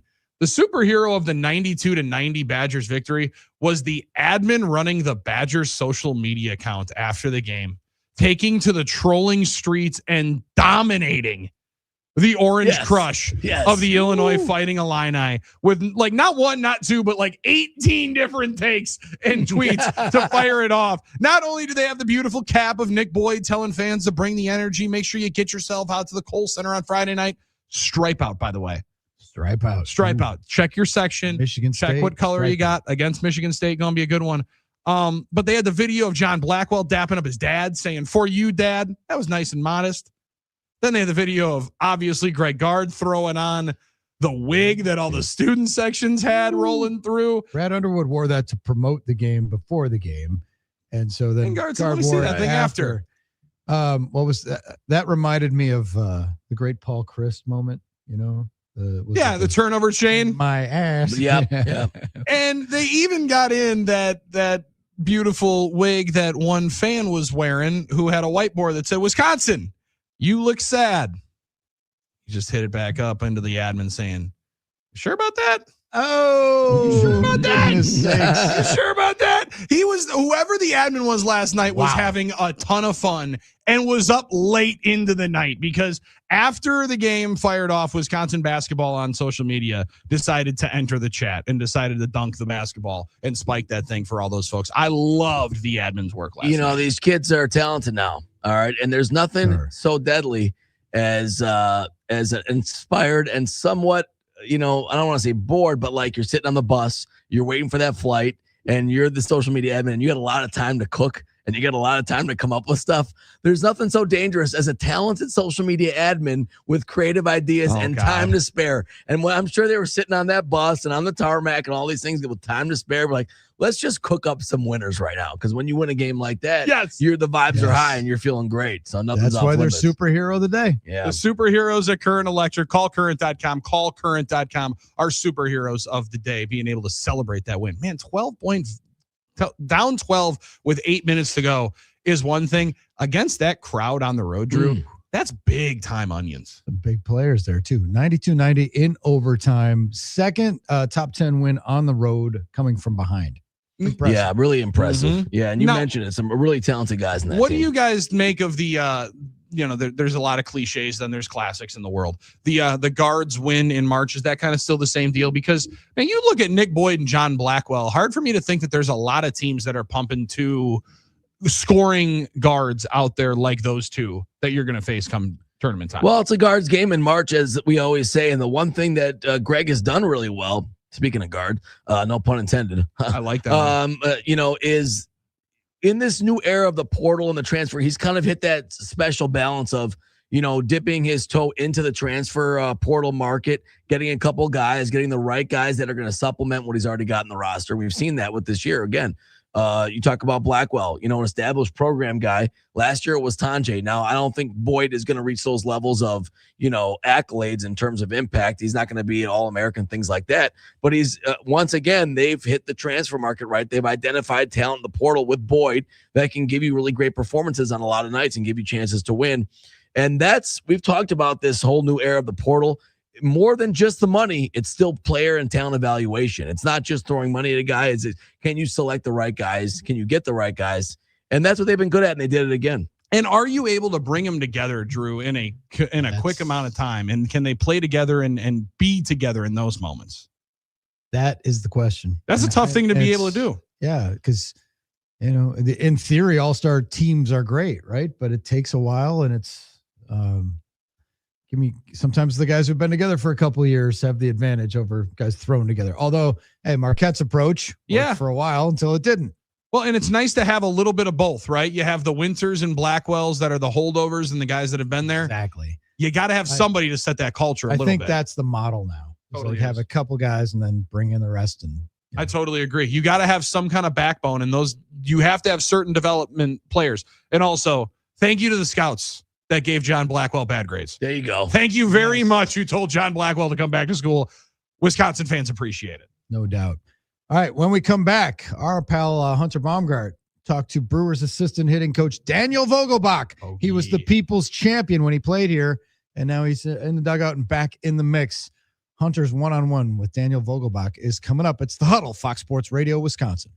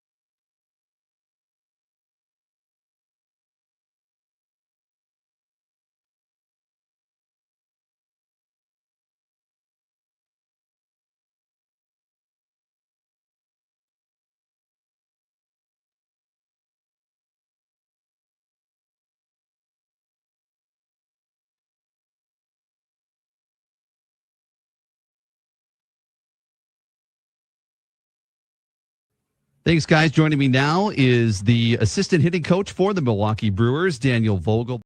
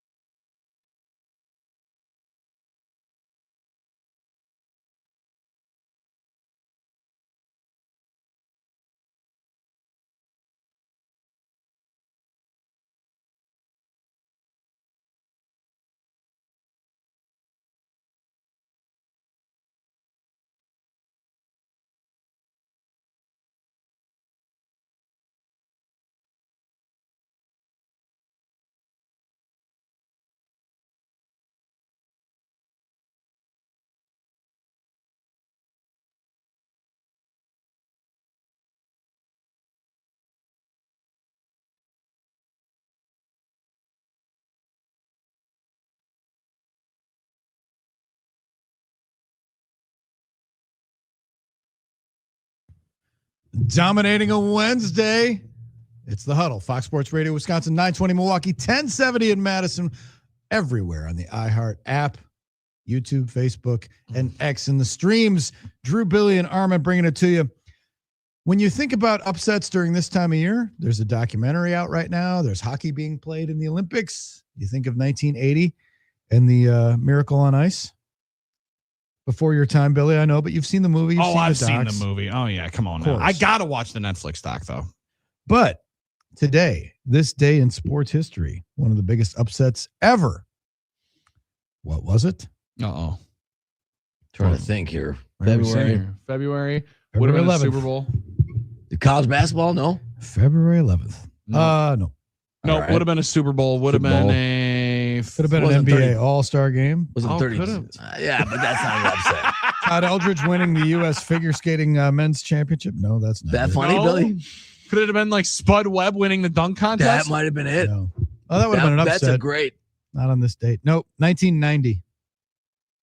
James Buster Douglas KOs Mike Tyson. One of the biggest upsets in the history of sports. Like 23-1 or some wild number in Vegas. Yeah, that is to one. Win the world heavyweight boxing. Lampley called it the biggest. Yeah, it was. That's the biggest upset. That was wow. Yeah, wow. That took the world by storm, the boxing world by storm. For sure. And one of the last great surprises in sports. Now boxing is one of those sports that like it is a clear niche. However, when it was at the peak of its power, before Mike Tyson came in and just started bodying everybody and kind of ruining it for everybody else, the sport is actually in a pretty good place. Like they got really, really good fighters now. There's some legit competition to bring together the best matchups. It's in a good spot. However, the ones that are generating the most numbers are the ones that people get the most laughs about, which was whenever Jake Paul grabs boxing gloves. Yeah, that's what it is. And Tyson at 50, whatever he was. Yeah. That's right. Yeah. 877-794-1973, NicoletLaw.com talking text line. Give us your hot takes because it is hot take hump day. We're also asking for your most exciting sentences in sports because today that sentence is pitchers and catchers report today, period. And in that spirit, oh baby, Brewers getting ready. They have a couple new faces on the coaching staff, including a familiar face, Daniel Vogelbach, and our Brewers guy, Hunter Baumgart. How many buttons? Just had a conversation with Daniel Vogelbach, and we get to share it. Take it away, Hunter. Thanks, guys. Joining me now is the assistant hitting coach for the Milwaukee Brewers, Daniel Vogelbach. And Daniel, really appreciate the time. How are you? I'm good. How are you? Thanks for having me. Absolutely. Looking forward to the season. Spring training just about to get underway. Of course, we've got the World Baseball Classic this spring as well, but excited to have you back in the fold in Milwaukee. I know you played with the team 2020, 2021, and now are back in this assistant hitting role here. How has the transition been from player to coach and coming into Milwaukee? Yeah, I mean, it's definitely different. You're learning every day. I mean, you learn every day as a player, no matter how long you do it. So being something new, it's nice to have something new, but with a couple familiar faces, already being here and kind of knowing how some of the stuff, works from, seeing how it was when a player. But for me, it's just continuing to learn every day and leaning on some guys that have done it for a while and just continuing to follow in their footsteps. And hopefully I can bring some stuff to the table too, and just continue to help each other, because at the end of the day, it's all about trying to get as many wins as possible. For sure. And as you mentioned, some familiar faces. What do you remember most about your time playing here in Milwaukee? Winning. It's why you play the game. It's why you want to be a part of teams, is you want to win. It's a long season, and you play a lot of games, and winning makes everything better, and winning's fun. It's hard to win in the big leagues, and it was something that I enjoyed every minute of it. It was a great group of people, the culture. Everybody came to the ballpark with one thing in mind, and that was, how are we going to score one more run than them tonight and win a game? And it's really cool when you have a group that starts from top to bottom, that everybody's in it for the same reason. When it was announced that you were coming back to Milwaukee in this coaching role, I know a lot of people were circulating the video of the walk-off grand slam against the Cardinals, one of the great memories of your time in Milwaukee. What do you remember about that at bat and just that moment in front of the Brewers fans in September in a pennant race? Yeah, I think what you just said was the biggest thing. I'd been hurt for 2 months, a month and a half, whatever the time was, and the team was playing really well. And anytime you come back, you just want to contribute. And when you're not able to play and you're not able to contribute, it's hard to watch from the outside, but you just want to get back as fast as possible. And when you do, you just want to do what you can to help the team win. And obviously with me being injured, your role changes a little bit coming back. So it kind of went from starting to pinch hitting, which was perfectly fine with me because we were winning. And when you get your number called, it's you just want to do what you can to help the team win, and that was just a pretty cool moment that it was able to come through. Absolutely, I know Brewers fans absolutely loved it, and excited to have you back in Milwaukee. Last year, you were a special assistant for hitting with the Pittsburgh Pirates. What made you want to get into coaching so soon after playing? I don't know that it was like a plan. I just think that. When I was done playing, I always said when I was done, I was done. I wasn't going to linger. I wasn't going to, just play to play. Very thankful for the career that I had. Wouldn't change it for anything. And just when I was done, there was opportunities that kind of presented itself, and talking with my wife and kind of seeing, what path we wanted to go. I just, I love the game. I love the competition. I love winning in the big leagues. And like I said, it's really hard to do. And it's something that, the playoffs is addicting. And I didn't get to win a World Series when I played. Obviously I got to play in the playoffs, but something that I definitely and still want to do. And so the only way to do that is to get back in the game. And I love helping people, and I love being a part of good groups. And this is just something that presented itself. And, I'm just going to dive into it and see where it takes me. For sure. And what did you learn, a couple of things that you learned last year in that first year as a coach in Pittsburgh that can, I'm sure, help you as you come into Milwaukee this season? Yeah, I think, going from playing to coaching, I think that obviously when you play, you don't control everything. You don't control a lot, but you still have some control of the game. And when you're on this side, you really don't have any control because you're not playing anymore. So I think the biggest thing is just, continuing to, prepare like you can and help as much as you can. But at the end of the day, it's all about them, and it's no longer about you, or it's no longer about, what I have to do tonight it's no longer about yourself. Never will be. And it's about them, and the game's about the players, and it's always been about the players. And so it's just something that you have to put everything into them. And, when you do that, that's the fulfillment that you get back, rather than when you play, the fulfillment you get back is, your performance on what you did to help the team that night. Well, you don't perform anymore because you don't play anymore. So for me, it's putting everything you can into the players, and watching them perform and seeing them perform is the fulfillment that you get back. Do you feel like that adjustment in mindset from player to coach was pretty easy just because of how long you'd been around the game at the major league level? It was definitely an adjustment. But, I like to think that when I played, I always prided myself in trying to be a good teammate. And I think that comes with helping others and being there for others. So, I think it's a lot of the same thing. I think that you can be a good teammate as a player, and you can be a good teammate as a coach, because at the end of the day, players need you, and they can help them out when you're playing. Not necessarily much as the coaching side, but just being there for them and being a good teammate, because the game's long, the season's long. So I think that for me as a mindset, I've always tried to put others first. And coaching that's what it's about. Like I said, it's about the players, and you got to put them number one, and they are number one, because without players, there is no baseball. Love that. Assistant hitting coach for the Milwaukee Brewers, Daniel Vogelbach, joining us here on the Huddle. Hunter Baumgart with you. So after you get the call from the Brewers that they want to bring you in, what is your process for preparing for spring training? I'm sure obviously you had a process that you went through as a player. How has that changed? And have you been kind of trying to watch a lot of tape of the Brewers? Obviously you were in the division, so you're familiar with some of the guys, as you mentioned, but what's kind of that process been like preparing for spring?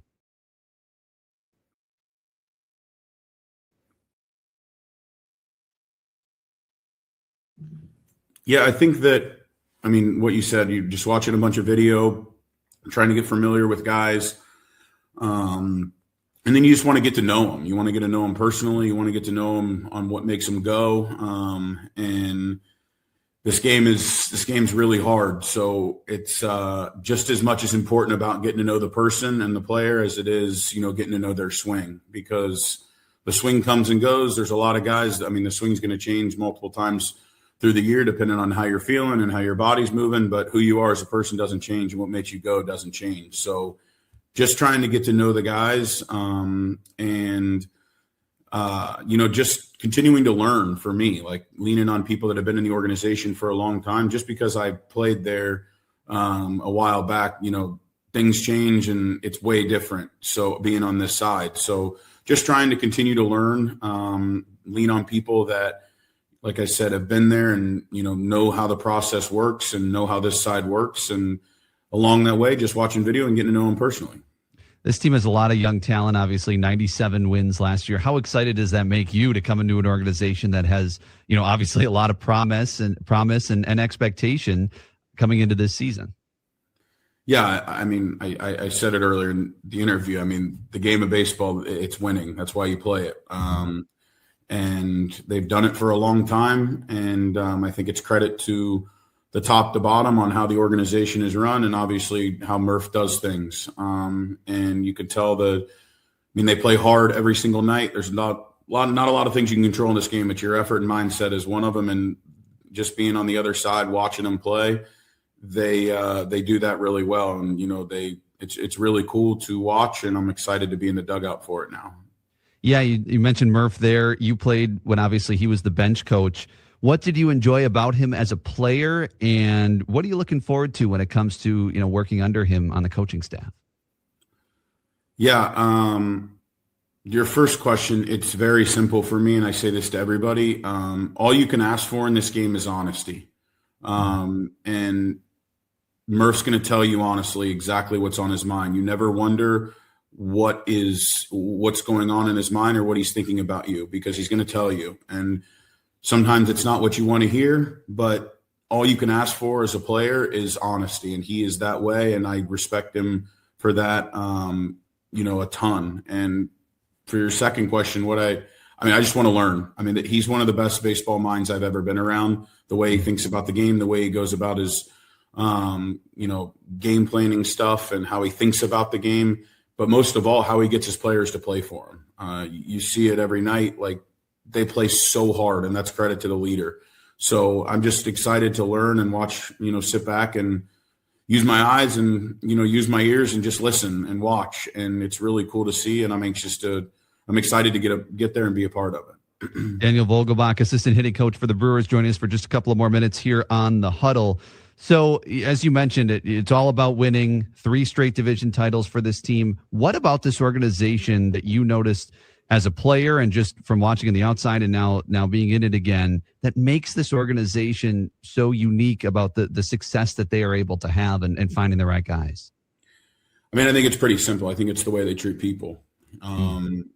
They, being a part of organizations, they treat people. They don't treat people like baseball players. They treat people like human beings, and that's a big difference in this game. They care about you. They love you. They treat you the way you're supposed to be treated. They care about families, and that goes a long way, because people only see the 162 games on the field, but there's a lot more to baseball than that. I mean, there's life and there's families and it's hard. I mean, it's hard. It's a hard game that we play because of the time frame and the travel and everything you do. And, you play the best when you feel the most comfortable. So the way they treat people and the way they go about things, it's something that, I think is at the top of the list on why they're so successful with things. And then obviously the players they get, but for me, it starts at the way they treat people.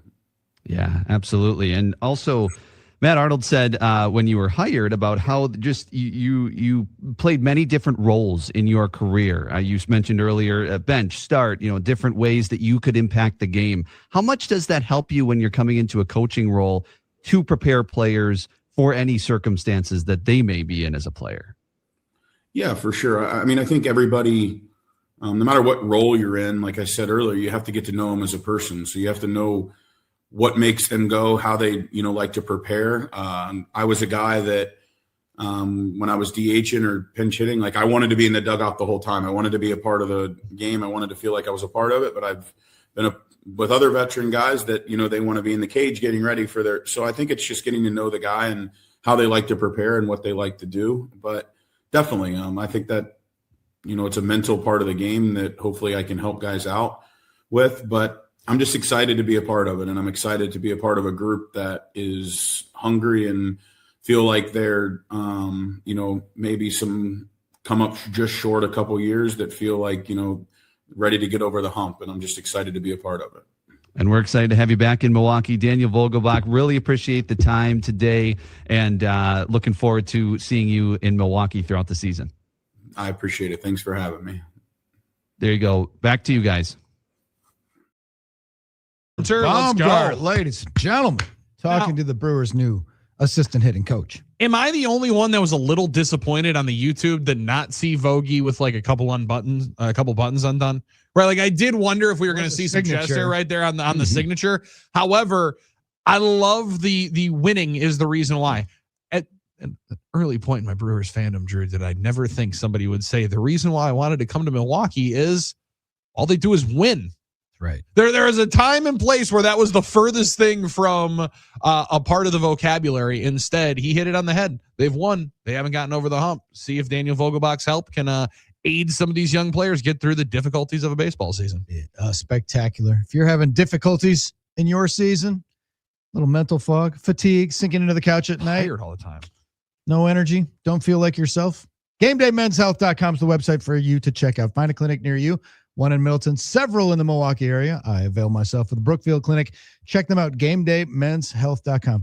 Peptide therapy, testosterone replacement therapy, other weight loss drugs, just a way to get you back in the game. Visit GameDayMen'sHealth.com. When we return, we're going to catch up with our buddy El Jefe, John Greenberg, president of the Milwaukee Admirals. Admirals on All-Star break, right?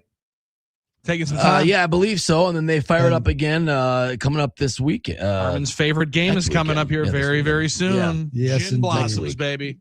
Yes, indeed. We'll talk to Greeny about all things hockey, including the Olympic tournament, which is underway. Shout out to the U.S. women for running up the score. BTA. Against Canada. Absolutely. Take El that, Jefe is next. You're listening to The Huddle, Fox Sports Radio, Wisconsin.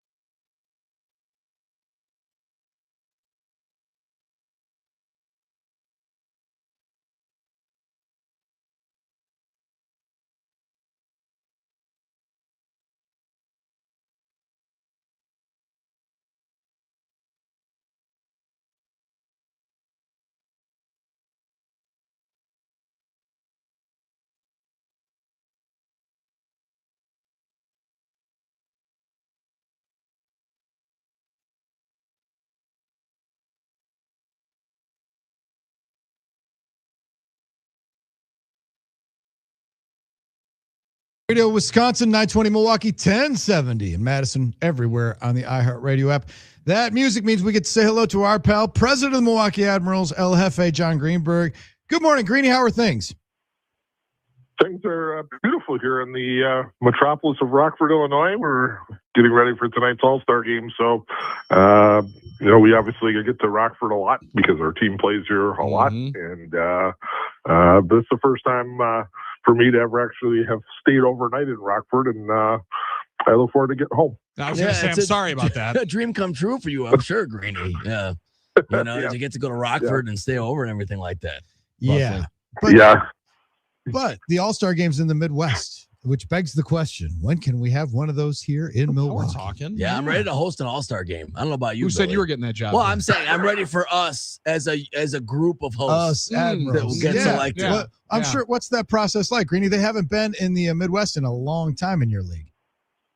They have not been in the Midwest in a long time, and we get asked this question a lot. And I think as long as we've been going through this, and people like Coachella Valley out in California and San Jose, people like that have had interest in doing it. Last year I was playing golf at the All-Star game out in Coachella Valley, so we can't really compete with that. But I know that Milwaukee will throw a great party. We're really good at that when the time comes for us to do something like this, and just have to find ways to carve out space in our building to do an event like this. You got to be able to do a lot of things that require no other events in the building, and if we can find time to do that, in the coming years, we'll try and do it. There's a bidding process to do this. Next year's game is already spoken for in Cleveland, so we will head to Cleveland next year, but we'll see where it goes down the road. I love the idea, and also, Greeny, I think there's a number of different things. Okay, sure, you might not be able to play golf. Are they going to have multiple, AMFs where we could open it up and have a full bowling night? Sorry, I mean, we can open up X golf. Like we can find some ways. Yes. However, you're right. The block of time in the events that the full week includes is maybe the biggest part of it. What is all of the pageantry for these guys? Because obviously the All-Star game in the NBA will take a lot of arrows this weekend, rightfully deserved, because it's going to kind of stink potentially. But what is the week like for these guys who are getting celebrated and honored rightfully for the season they've had?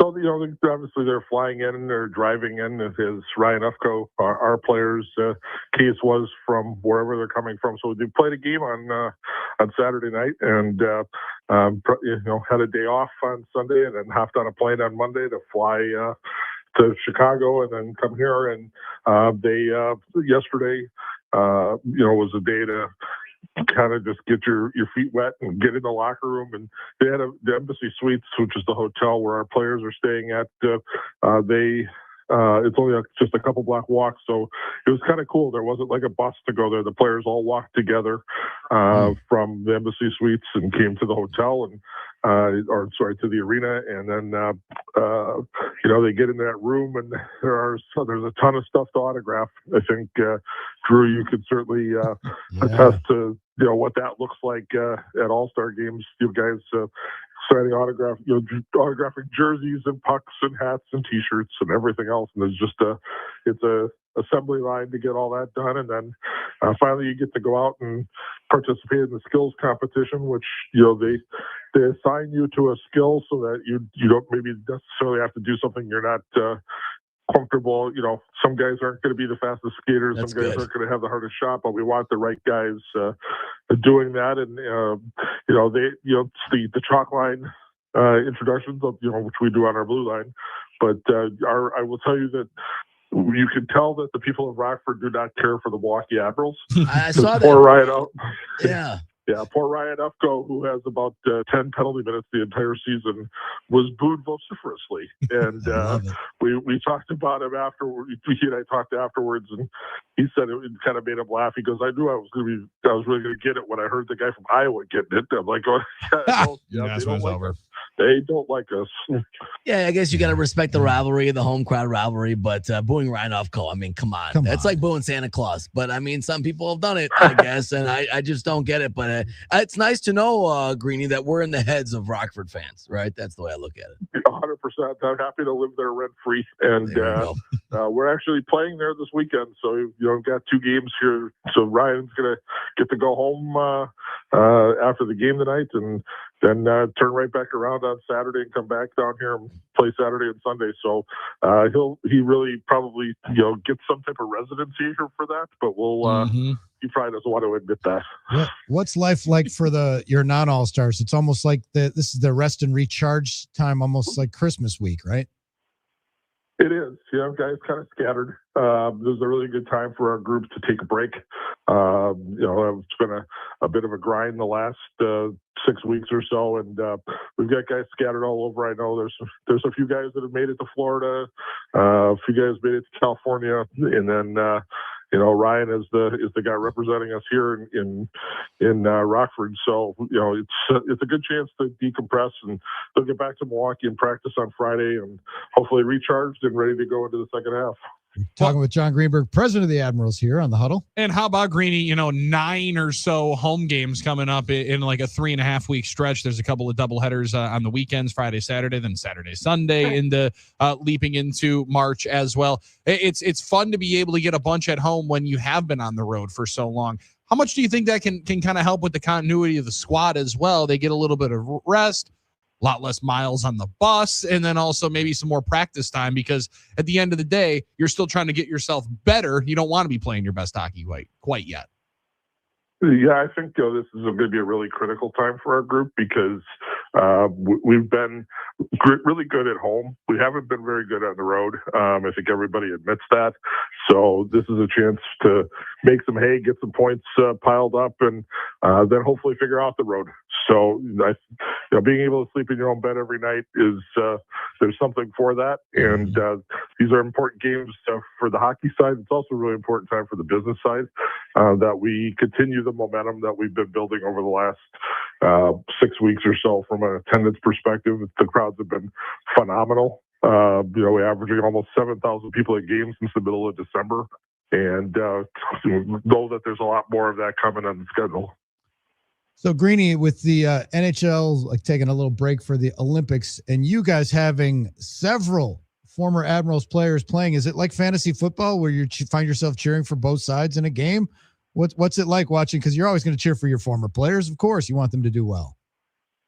Yeah, absolutely want our guys to represent well in the Olympics, but if they're playing against the United States, I'm sorry, boys. Come on now, Green, let's go.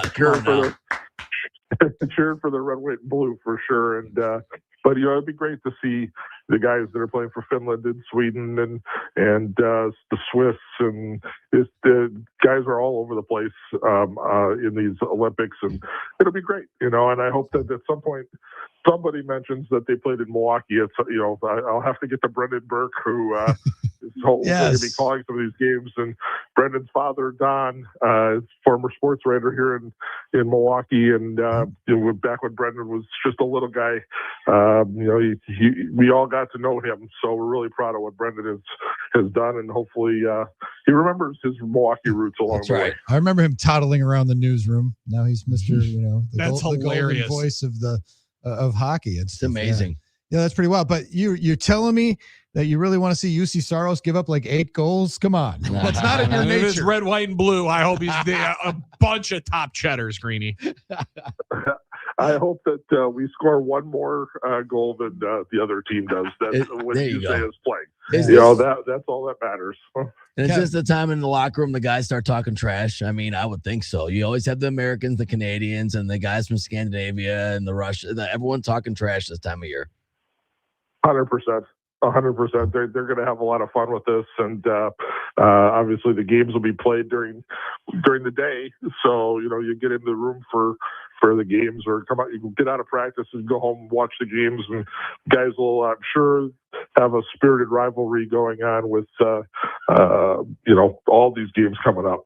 It'll be like football guys talking about their favorite their high school team would have totally whooped your high school team's One of the best, one of the best conversations. They always bet on college games. Oh yeah, one of the best conversations you ever hear. And my best team would have whooped your team. Now, Greeny, we've been talking about the best phrases in all of sports as pitchers and catchers report here today. Obviously, your baseball background would probably bring you to some sun in Arizona on the dreams and thoughts. But what would you add in here? We've talked about Game 7. We'll see you tomorrow night for the extension of a series.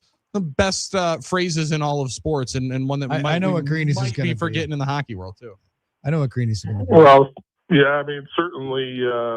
Do you believe in miracles has got to be right at the top of the list. Right there, I mean, Al Michaels' famous call of the 1980s game against the Russians, but so this is inside baseball. Drew will get this one in a heartbeat, but that first pitch in spring training with the phrase will this season ever end? Yes, the first pitch of spring training. First pitch, won't this season ever end? That was Tom Haudricourt's thing, right? That's his thing. Yeah, the first pitch of spring training and the first pitch on opening day. Won't the season ever end? I love it. Awesome. Oh, my well, goodness. you have some great. I was going to say Greenies would be, and the Admirals are on the power play. I was going to say 2 minutes for high sticking. Yeah. Some fantastic games coming up, obviously, on home ice. You talked about packing the house. We're Wednesday night. It's Winter Games night, right? So if you're excited about Olympics, we'll have a lot of Winter Games action. And a lot of promotions there. And then it's hockey romance novel night on Friday night. You're a big hockey romance novel guy, Greeny?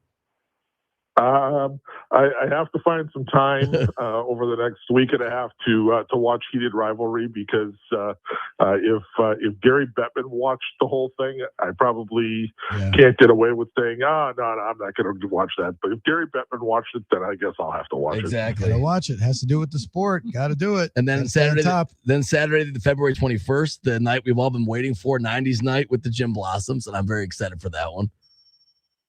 Absolutely. Yeah. The concert we just had last weekend with Low Cash was fantastic. And Jim Blossoms are going to be awesome. I'm looking forward to this a lot. A lot of hit songs out of the Jim Blossoms over the days. And, Drew and I, we saw them back when they were just getting started. And, at ASU back in the 90s. So, it's going to be really a lot of fun. We still have a good supply of tickets and ice passes available for Jim Blossoms night, and that's just going to be a really fun night for sure. Wow, Gin Blossoms, ASU, you and Greeny back in the 90s. You guys had no fun. House band at Long Wongs. You guys had no fun that night. I can only imagine. Oh, not much. Not too much. It's just as much fun now, chopping it up, right? And they always sound good, so I'm excited for that one. You guys Armin's been sitting here, and frankly, Greeny, there was a moment where there was some trepidation that Armin was going to miss the show. Mm-hmm. There's never been somebody that's been so happy to not go to a tropical vacation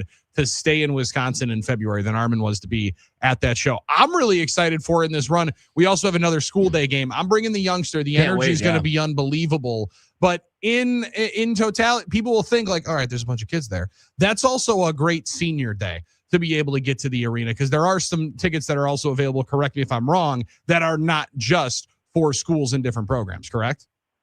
That is correct. We do set aside a section of seats for season ticket holders who want to come, as well as, third shifters for senior citizens. If they want to come out, they're not necessarily stuck right in the middle of a group of 500 kids from a school. So, those are available. Those are available, but you got to call our offices. They won't be available really on game day. You want to do that in advance. Yeah, but it is a great thought. It's about a third shift party. I mean, that is a great idea. You don't catch a little hockey, Yeah, I'm in. Let's go. Take the lad. Greeny, are there any other execs like yourself there at the All-Star game? Is it a bit of a convention or is it just more, just low key and you happen to be close by? No, everybody's here. All 32 teams are represented. We had a Board of Governors meeting yesterday. So it's one of our 4 mandatory meetings. So we met for about 2.5 hours and covered about 30 topics and went through there. I would, nothing terribly pressing because we just got our new CBA finished. So that's a good thing. This morning there's a meeting just of the business leaders from from the team. So I'll be heading over to that in a little bit. And then our Hall of Fame is today.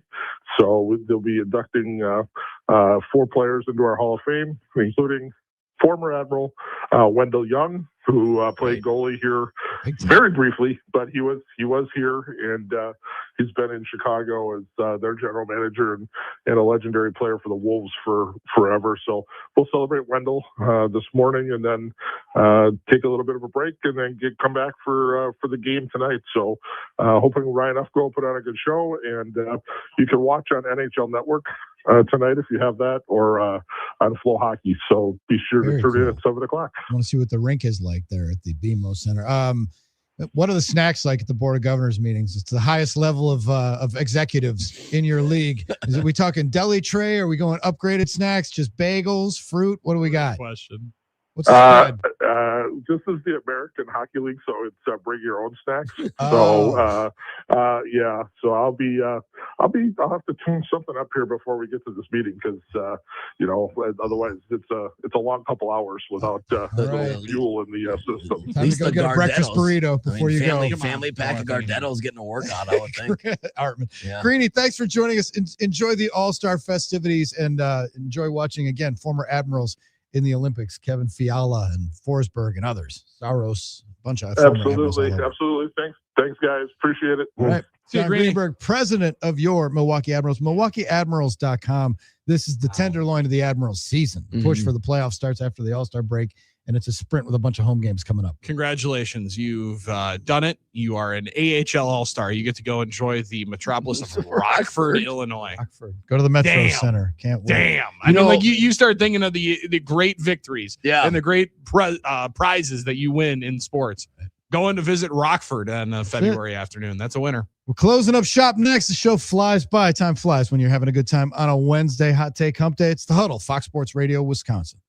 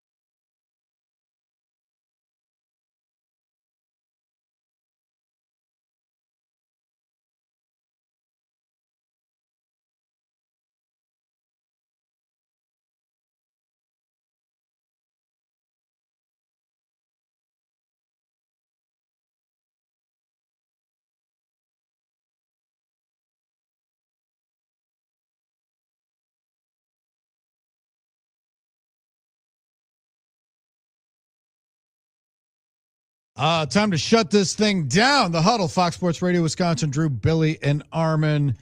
The Wednesday edition. We are officially over the hump, helping everybody else just getting ramped up into their day. But it's all downhill from here. We got Friday Junior, Friday Eve, and then better believe it. Friday. Everything gets better from here, and you're seeing the light at the end of the tunnel. Maybe you're seeing the weekend coming up. What you're definitely seeing is some warming happening in the future. Oh, we like to see all above freezing for like a consecutive run of days. Almost a 40 spot I saw coming up in the next couple of days. That's an exciting one. Yeah, it's been warm. Yeah, it was warm yesterday. It's going to be a little temperate, as good as we can expect for this time of year. And look, we earned it. I mean, when we went through a couple tough weeks there. Of course, tough it is. weeks.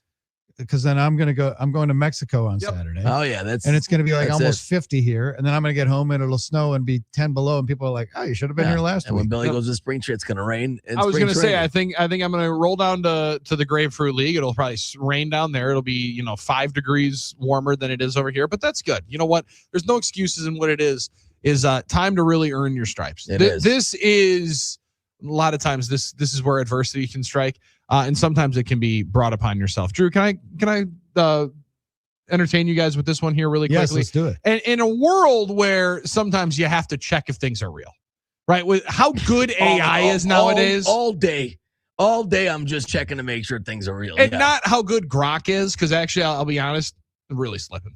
We've been getting a lot of stuff wrong. Not 100%. I had to check and make sure that this was real. Because today's Wake and Bake story brought to you by Happy Place Hemp and happyplacehemp.com. Promo code HUDDLE gets you 25% off and free shipping. The code to remember, code HUDDLE, 25% off and stuff. free shipping. Drew, no excuses. None.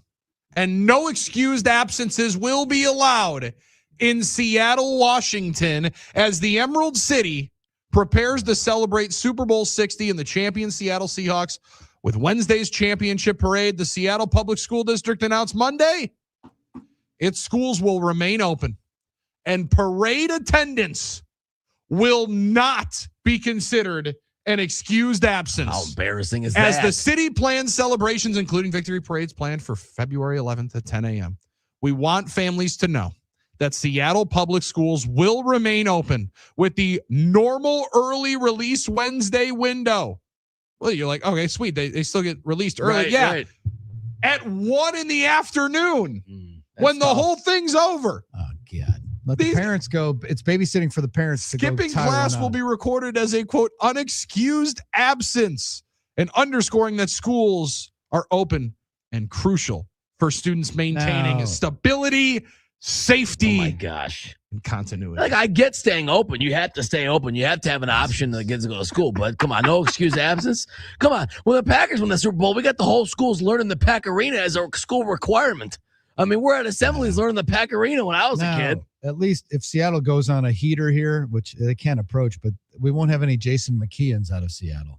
That's the sign kid from the Patriots parades. Oh, yeah. He went to all the Patriots parades, the Bruins, the Celtics. All the titles. Dork. He became famous. Boston. Between the ages of like 9 and 15. He'd been to 5 Super Bowl parades and a bunch, and sprinkled in Celtics and Bruins in the middle. It means less than titles. Maybe a Red Sox one in there. Why not? How can it mean a lot to you when you're doing it every year like that? Come on. Sign kid. So that's, our Wake and Bake story. That is the Seattle schools for not.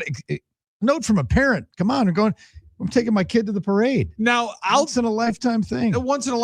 This isn't like my mom getting the side eye at the school when she was the secretary at St. Mary's I think once I was in 4th grade was the first opening day I went to.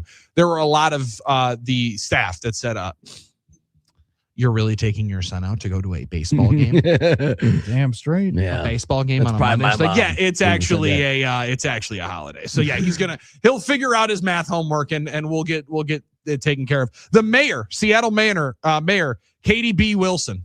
You know you're serious business when you throw the B in there as well. That's B. Yeah. This year's Seahawks team brought all of Seattle together with the strongest, loudest, most united spirit I have ever seen, and they delivered in historic fashion.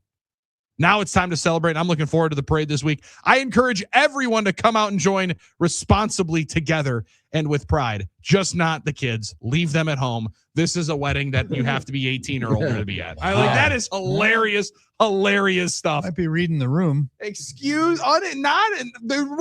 an unexcused absence. That's what my are we thing. doing? I'm Know not your saying audience, you though. can't. It's going to be a drunken bleep show. Well, obviously, yes, but Yes. you can stay safe in other ways. We did it for the Bucks parade. There were a lot of kids. You got to be experiencing that. You want to be there. Get your kids in and out. Totally. Oh my God, that is just awesome. Oh, baby. It has been a fun edition of the Huddle. Shout out to Dolph for hanging out with us. Shout out to Hunter Baumgart for that Daniel Vogelbach interview. And of course, John Greenberg.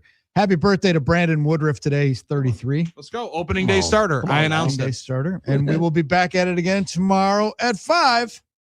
So everybody join us. What do we got going tomorrow, boys? We got any guests or bits built in? I believe, or is that Friday that we have our Olympics report with Kappa Kate on joins us Friday? Friday. We got some top threes rolling through and exciting Thursday. It's Friday Junior. Yep. We'll see you at 5 a.m. Peace.